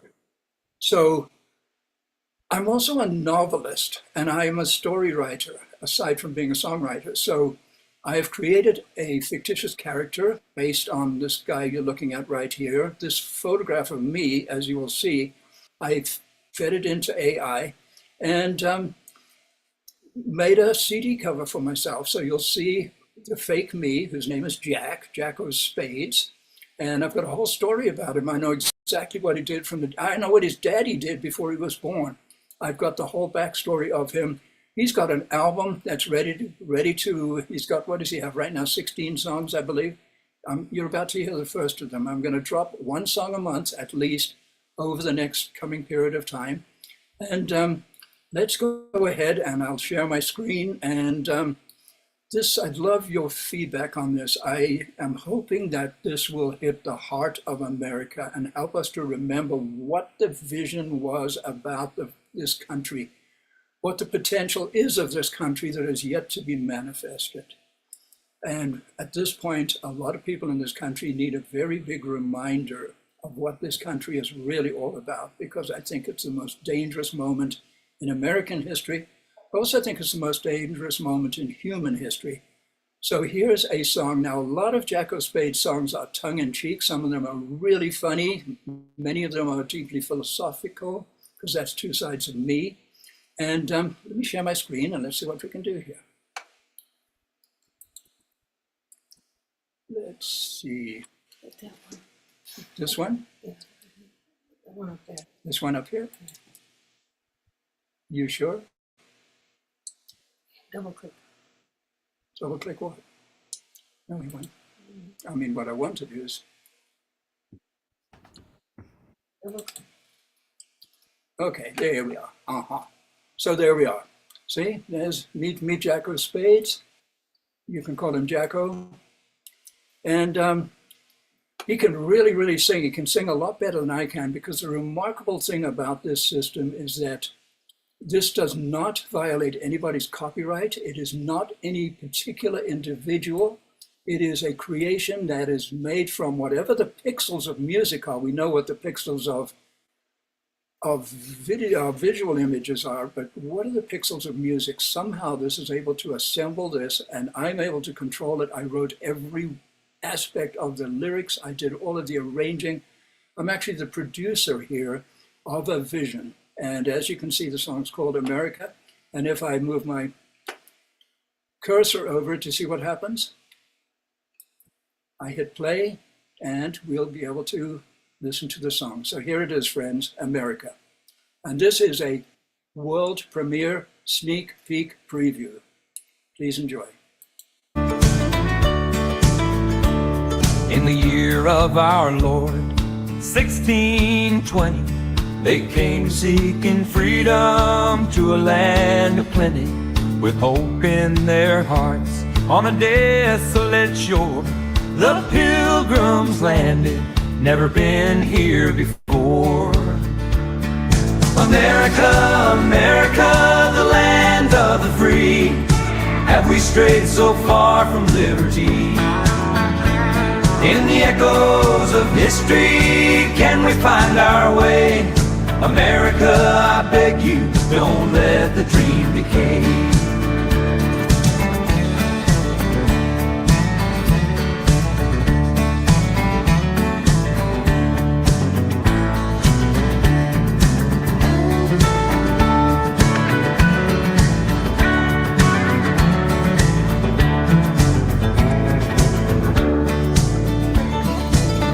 Chains and sorrow in the shadow of sin, slave fields in the south and our conscience within.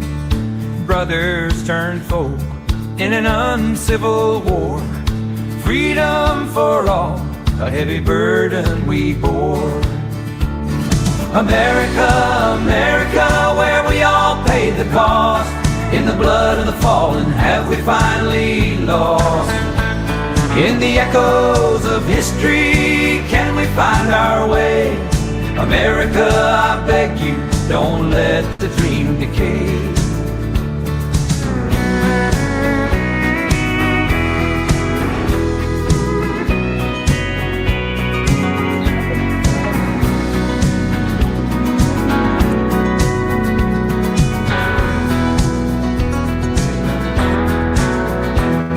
In the trenches, on the beaches, from Dunkirk to the Pacific, we fought against darkness, our intention quite specific. In the fight against fascism, no matter how long, the heart of our nation stood united and strong. America, America, you know wrong from right. We stood together in the darkness of the night. In the echoes of history, can we find our way?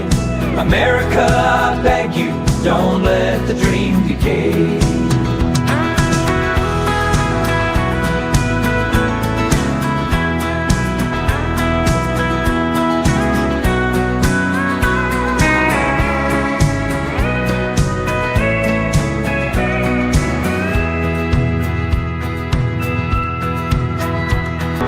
America, America, you know who you are.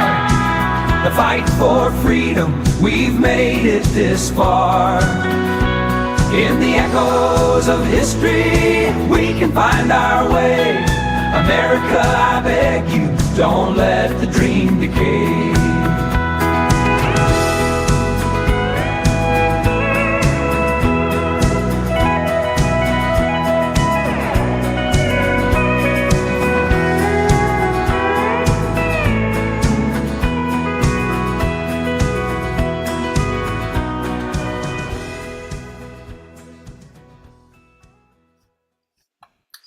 And stop sharing. Wow. know. That's a lot of fun. Who's playing guitar? That's some really good guitar licks. It's very hard to tell because it's actually AI. It's Isn't it AI. incredible? Now, That's my amazing. partner in this project is my brother Steve, who's known as Steve Bass. So he's on there playing some acoustic guitars. Okay. He is a bass player, but he's not actually playing bass in here because he thought it was just fine. But he used to have the only country western band in London through the 80s and 90s, a band called Dark Horse.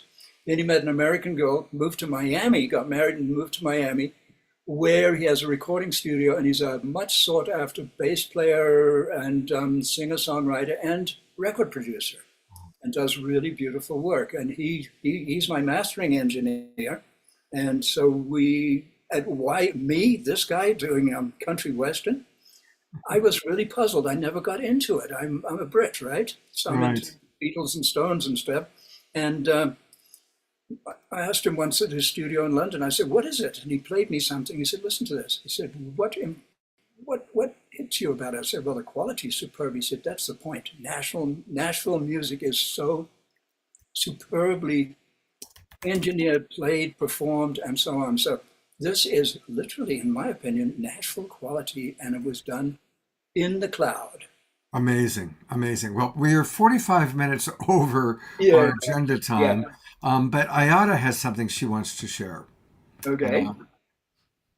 I just got to say really fast, Andrew, this is one of the best songs I've ever heard and so timely. And can we start sharing this? Because I'm going to get this out there to a lot of people if we can, or when you're ready to share it. But I mean, so timely and powerful. Thank you. Oh, Thank thank you. you Thank you. so Thank much. you. May this song go far and wide. Release date is August the 4th, and it's going to be purchasable for that little thing you saw there. It's a little thing that you can actually buy because we need to raise some money for our films. That's a whole other story. But we've now got 20 songs, and I'm going to start releasing them and see if we can get something rolling here. Andrew, as soon as you've got the link for where people can put that link into the chat box, please. And then on our show a week from now, I'll present it again as well. And the website, I literally started working on the website yesterday because I've been working on music like a maniac. Get it to us as soon as you can, and we'll remind everybody about it next week, okay? Thank you, Scott. Absolutely. Thank you, Andrew. We love you very much. Thank you so much. Wow. All right. Well, I want to thank David and Karila for hanging in there. It's been a great show, but it's gone really, really long. So thank you for being with us. And here are our next guests. And David is someone that I've known for quite a while. We're part of the Unity Earth community. And he shared recently, I think it was at the Unity Earth meeting, where I learned about what you're doing. And I realized, oh, wow, our Awakening World audience needs to know about that. And then he asked to bring his partner, Karila, on. So welcome to you both. Thank you for being a part of the Awakening World. Briefly, to introduce Karila, Karila is a channel and a land worker. What a beautiful combination. Dedicated to being of service to humanity at this time of immense change and transformation. Well, welcome, because that's what this show is all about. During a sacred site journey in 2019, her guide started to speak about the prayer ceremonies that were used in ancient times to keep the peace. And so now she's bringing that inspiration into the work that she's doing with David. And so it's very, very exciting. And with no further ado, please tell us about what you are creating and how we can all support it. Oh, and I should mention, David is an author. He's the author of Subtle Activism, The Inner Dimension of Social and Planetary Transformation. That's a mouthful. He's currently working on an astrologically informed column on Substack called Geistic Musings. He's also the co-founder of the Gaia Field Project and Be the Peace. And many of you know him from the Be the Peace movement. That's where I think I first met you. And with his wife, Kate Naga, he's the co-founder of Earth Rising, a global platform dedicated to seeding the energetic infrastructure of this emerging era on Earth through symphonic group consciousness. So that's a lot that you two are doing. I said the words, please now explain it to our audience. Well, thanks so much for having us, Scott. And this show is just amazing. I mean, I feel so lit up by everything we've experienced here together. Anyway, we're here on the Gold Coast in Australia, which is actually where I was born, actually on the Gold Coast. And we're on our way to Uluru with a small crew, 20 people. And when we're there, we're going to be convening an event we're calling Earth Prayer. And it's a 48-hour global prayer ceremony. The way it works, I learned this technology from Karila. And so I'll have you explain it in depth. But we open with a Zoom call to see all the prayer keepers and to create the field, to open the field. And then during the 48 hours, each person signs up for an hour and 11-minute prayer slot in which you pray for all the other prayer keepers. And so what that means is in that period, if you're participating, you're held continuously in this prayer field, which is a really incredible experience, raises and sustains your vibration for that whole time. And the prayer field builds and builds. And then we come back together for another Zoom call to send our prayers out into the world and to celebrate and dance. Our vision is to have a prayer keeper in every country on earth. And so with this technology, we don't need a massive number of people. We just need sincere souls in every country on earth to weave together this very intimate field and to create this kind of seed consciousness of global harmony. That's our vision. Do you want to add? Yeah, thank you so much. I feel like I've landed in this amazing soul family group. Everything that everybody has said has just resonated, and I'm so honored to be here. I would say that this particular, there's different types of prayer and there's different types of prayer ceremony, but this particular prayer ceremony, why it is so special to me is that it really is an act of bringing your heart into oneness with the hearts of the other prayer keepers. And that firstly teaches us oneness, which is something we're all trying to learn how to do. And so, but it also, how I always describe it is it's a bit like a murmuration. If you think of starlings, and then they come into a murmuration because they're holding a oneness field, bringing themselves together into a oneness field. That activates the miracle body. So the starling by itself is tiny. When the starling is in that murmuration of many starlings, it's enormous and it's beyond its own limitations. And when you are in the miracle body because of bringing yourself into oneness and therefore going beyond your own limitations, every healing, every bit of manifestation, everything is happening in the miracle body. And so I've used this technology with different land work and collective shadow healing projects and seen miracles literally happen because you are literally creating the miracle body and oneness. And I think, what's amazing about it is you feel the energy of the prayer is something very tangible. You can feel that you are in the energy of the medicine of the human heart. And what I've been exploring this summer is that actually this technology, it helps the unheld parts of us to learn how to be held. Because, you know, nearly all of our trauma, our shadow, the problems going on in the world are problems caused by unheld humans with a lot of power, but they don't know how to hold that power. And I think one of the things that our nervous system and our emotional bodies and our trauma bodies and our shadows really need is this medicine of what it is like to be held, and not just held for an hour. One of the things that's really important about this ceremony is you are held as you are asleep. You are held while you are eating. You are held when you're not engaging in a practice of being held. And that kind of teaches your system what it is to be held. And you start to operate in a very different way in the Held in Prayer field because you're held, and because you're in oneness, and because you're in the miracle body. It also feels so good to give on that level, in my experience. Like there's receiving the prayer, but in my experience doing it, when you have this opportunity to give on the deepest level, to let your heart hold everyone else in the highest possible prayer for them, your heart feels so good. There's so few opportunities we have to give on that level. And I think that there's the other aspect of it is because the only thing you have to do is focus the energy on the other prayer keepers and holding the oneness field.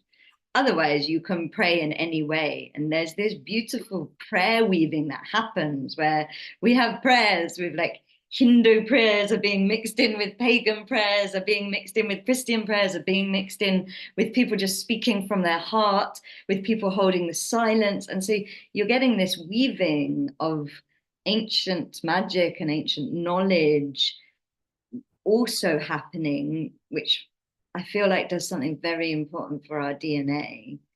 And I just want to speak slightly on this is happening in conjunction with some very important land work that is part of a project that I'm doing called From the Mountains with Love. And Uluru is really the keeper of the DNA. And so this is a profound opportunity for some really big shift to happen in the DNA, especially because of this miracle body. And one of the things my guide said is like, they were like, this is a prayer for fairness. And we had a thing for a moment where we were like, what does fairness actually mean when Spirit's talking about fairness? And, there's a lot of prayers for peace going on, but prayers for fairness are slightly less common. And I just love the description that Spirit gave. Spirit said that fairness is the circulating of energy. It's the ability for energy to be circulated through the giving and the receiving and the opening of our hearts. And when I think of everything that has been touched on about what's going on in the world, the equal circulating of energy feels like a really good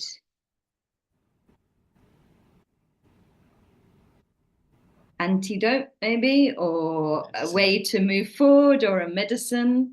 And this is partly why we're holding this intention for a prayer keeper in every country in the world, because we're like, if this prayer and this DNA work and this heart medicine could actually circulate to every country in the world, what would that do for the global heart and the lands and the healing that and the purging that is happening at this time? And in order to do that, we need people we know and people that we're meeting to reach out to people that are in other countries in the world. And we can have more than one prayer keeper. So, it doesn't matter if there's lots of prayer keepers in America.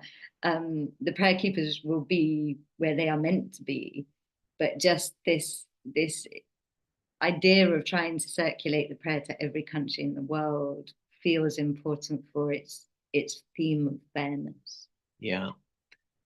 And also, I think too, the thing I'm excited about is we've talked about this as a new yoga of global intimacy to activate the consciousness of a new earth. And this notion that really at the very core of the crisis that we're going through is this global intimacy disorder, this lack of feeling between us on the global level. So this is a praxis, yoga, to have a profound feeling of intimacy with people in different countries all over the earth, and as to create that seed consciousness. Yeah, we'd love anyone here to join us. It's very simple. You can choose your own time to do your prayer. You can do it in your own way. So this is our joy. Beautiful. Well, here's where you can learn more, everybody. The website is earthrising.one, earthrising.one, and join them. Now, what's going to be actually happening on August 8th? Of course, that's the Lionsgate portal. And a lot of the people who are part of this show are involved with the Twin Ray community that always does a lot for Lionsgate. So what have you got planned on 8/8? What's going to be happening, and how can people participate? Well, this is will be at the heart of this prayer wave. So we've designed the prayer wave so that there's full coverage, the prayer field all over the world, wherever anyone is, will have prayers going on over that time. So our prayer event, it actually starts on August 7 in Australia time, and goes to August 9, and has this 48-hour prayer window. So on the Lionsgate window, that's going to be at the center of that global prayer field, basically. And I would say that, when you are held in, I often say that this is the best investment, because you do one prayer and you get 47 prayers back. And so the investment is really amazing. And it means that you're held in whatever else you're doing on the Lionsgate. It's going to be happening in the miracle body because you're held in prayer. So all of the other things that people are doing, and I know how many light workers, shadow workers, earth workers, land workers are being called to this Lionsgate, because it's a pivotal moment that was touched on astrologically as well. And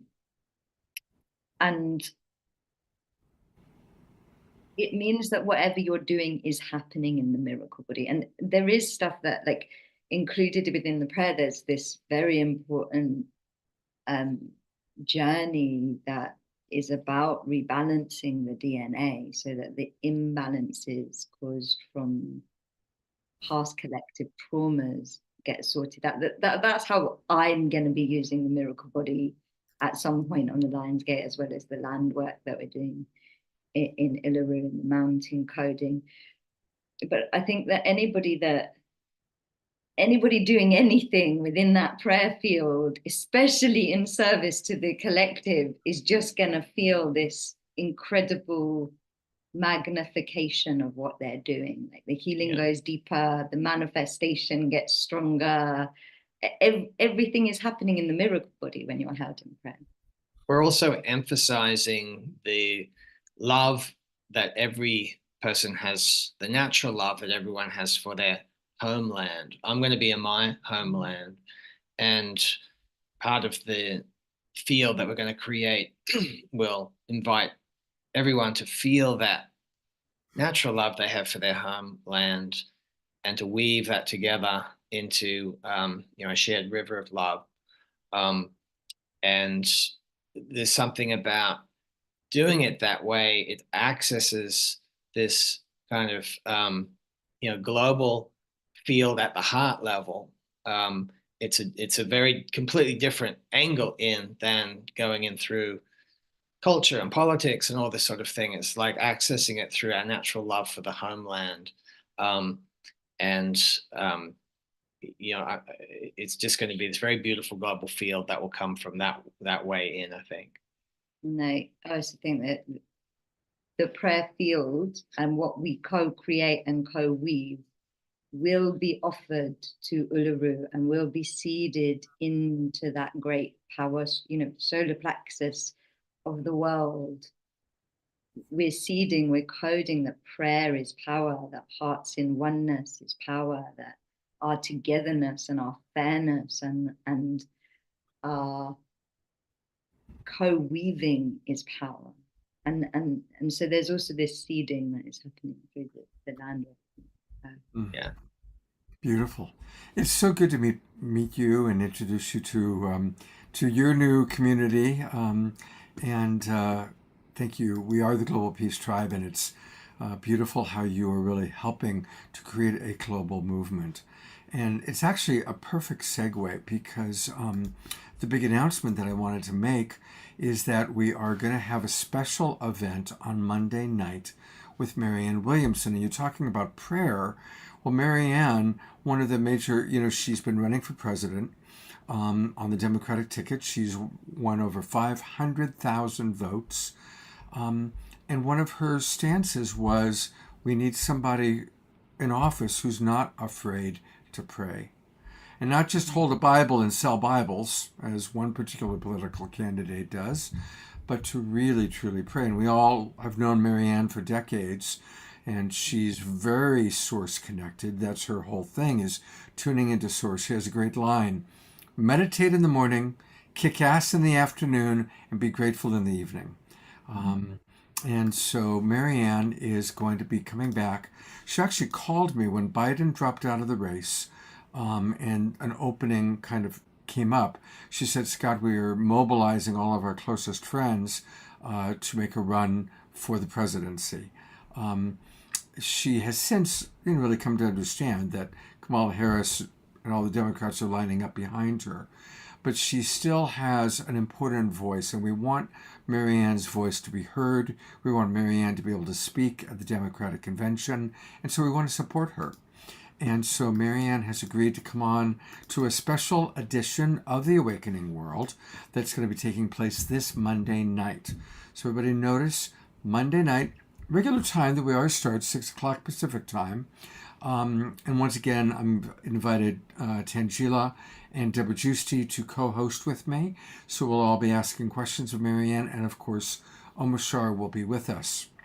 Now, mind you, it is you have to register for this. So I'm going to put the registration link into the chat box. Please register for it. It's free for everybody. So all of you watching on Facebook and YouTube, obviously you can't come into our Zoom room. So I'm going to post it. It's already posted on my Facebook page.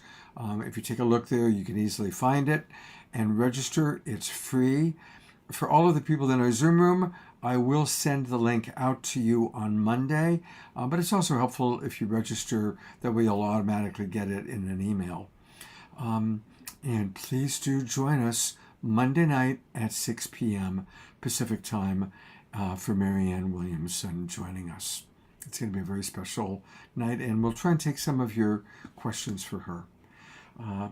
I want to bring up, I want to thank Magic and Maggie and Linda Starwolf and Danalia for being with us. Thank you, David and Karila, Andrew. It's been a really fun show. It's been powerful. And thank you, Global Peace Tribe, for all that you do to show up. Oh, there's Maggie and Magic. Well, I'll bring our friends back up so we can see everybody one last time, our presenters. I know that Linda Starwolf went to bed as she's on the East Coast in North Carolina. But thank you to all of you for being with us. And, we call him the Alpha and Omega Man because our shows begin and end with Omashar. And so here he is to close us out for the evening. Wow, what a powerful night. And Karila, it always touches my heart when I hear an accent like yours. And I'm not too sure what neck of the woods you came from, but it's a very juicy one. And you and David, I just feel you all the way through. And there's There's also something I join in with the Hollow Movement Prayer Group and Global Coherence Pulse and One Field Lab and Purpose Earth. They're all doing something similar, but from different angles. So there's a lot of this group worldwide wave prayer happening. And anyway, I was just, I love your accent, sweetheart. So I like yours too, David, but hey. And so I have a song and it's called One Breath. And, but I've Euro raved it. And so get ready to shake your booty, whoever wants to. And I'm going to put this on first. This is going to give you a clue of where it's going. Look at that.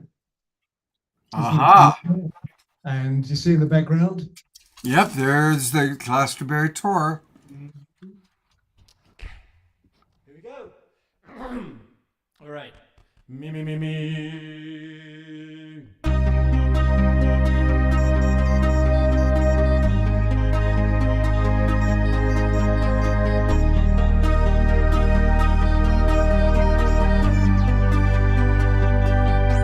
Get ready!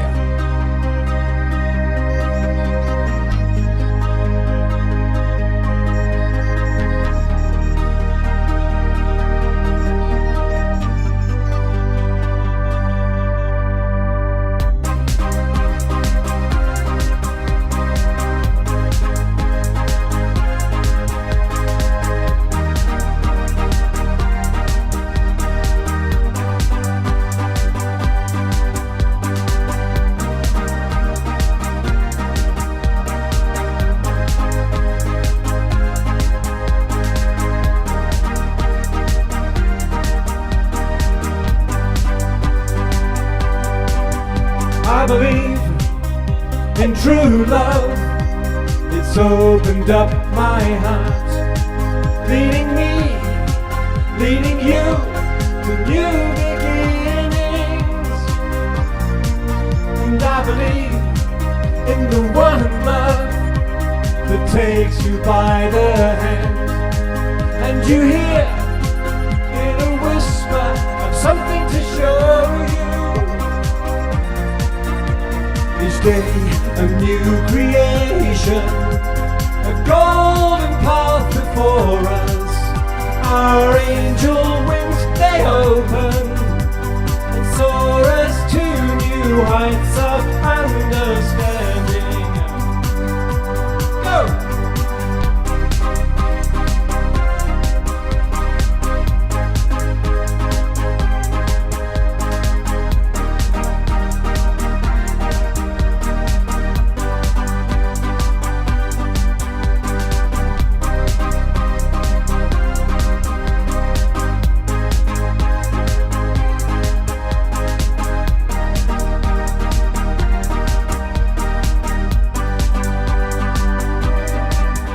I believe in the one voice, the spirit of our land, blowing me, blowing you, on to forever.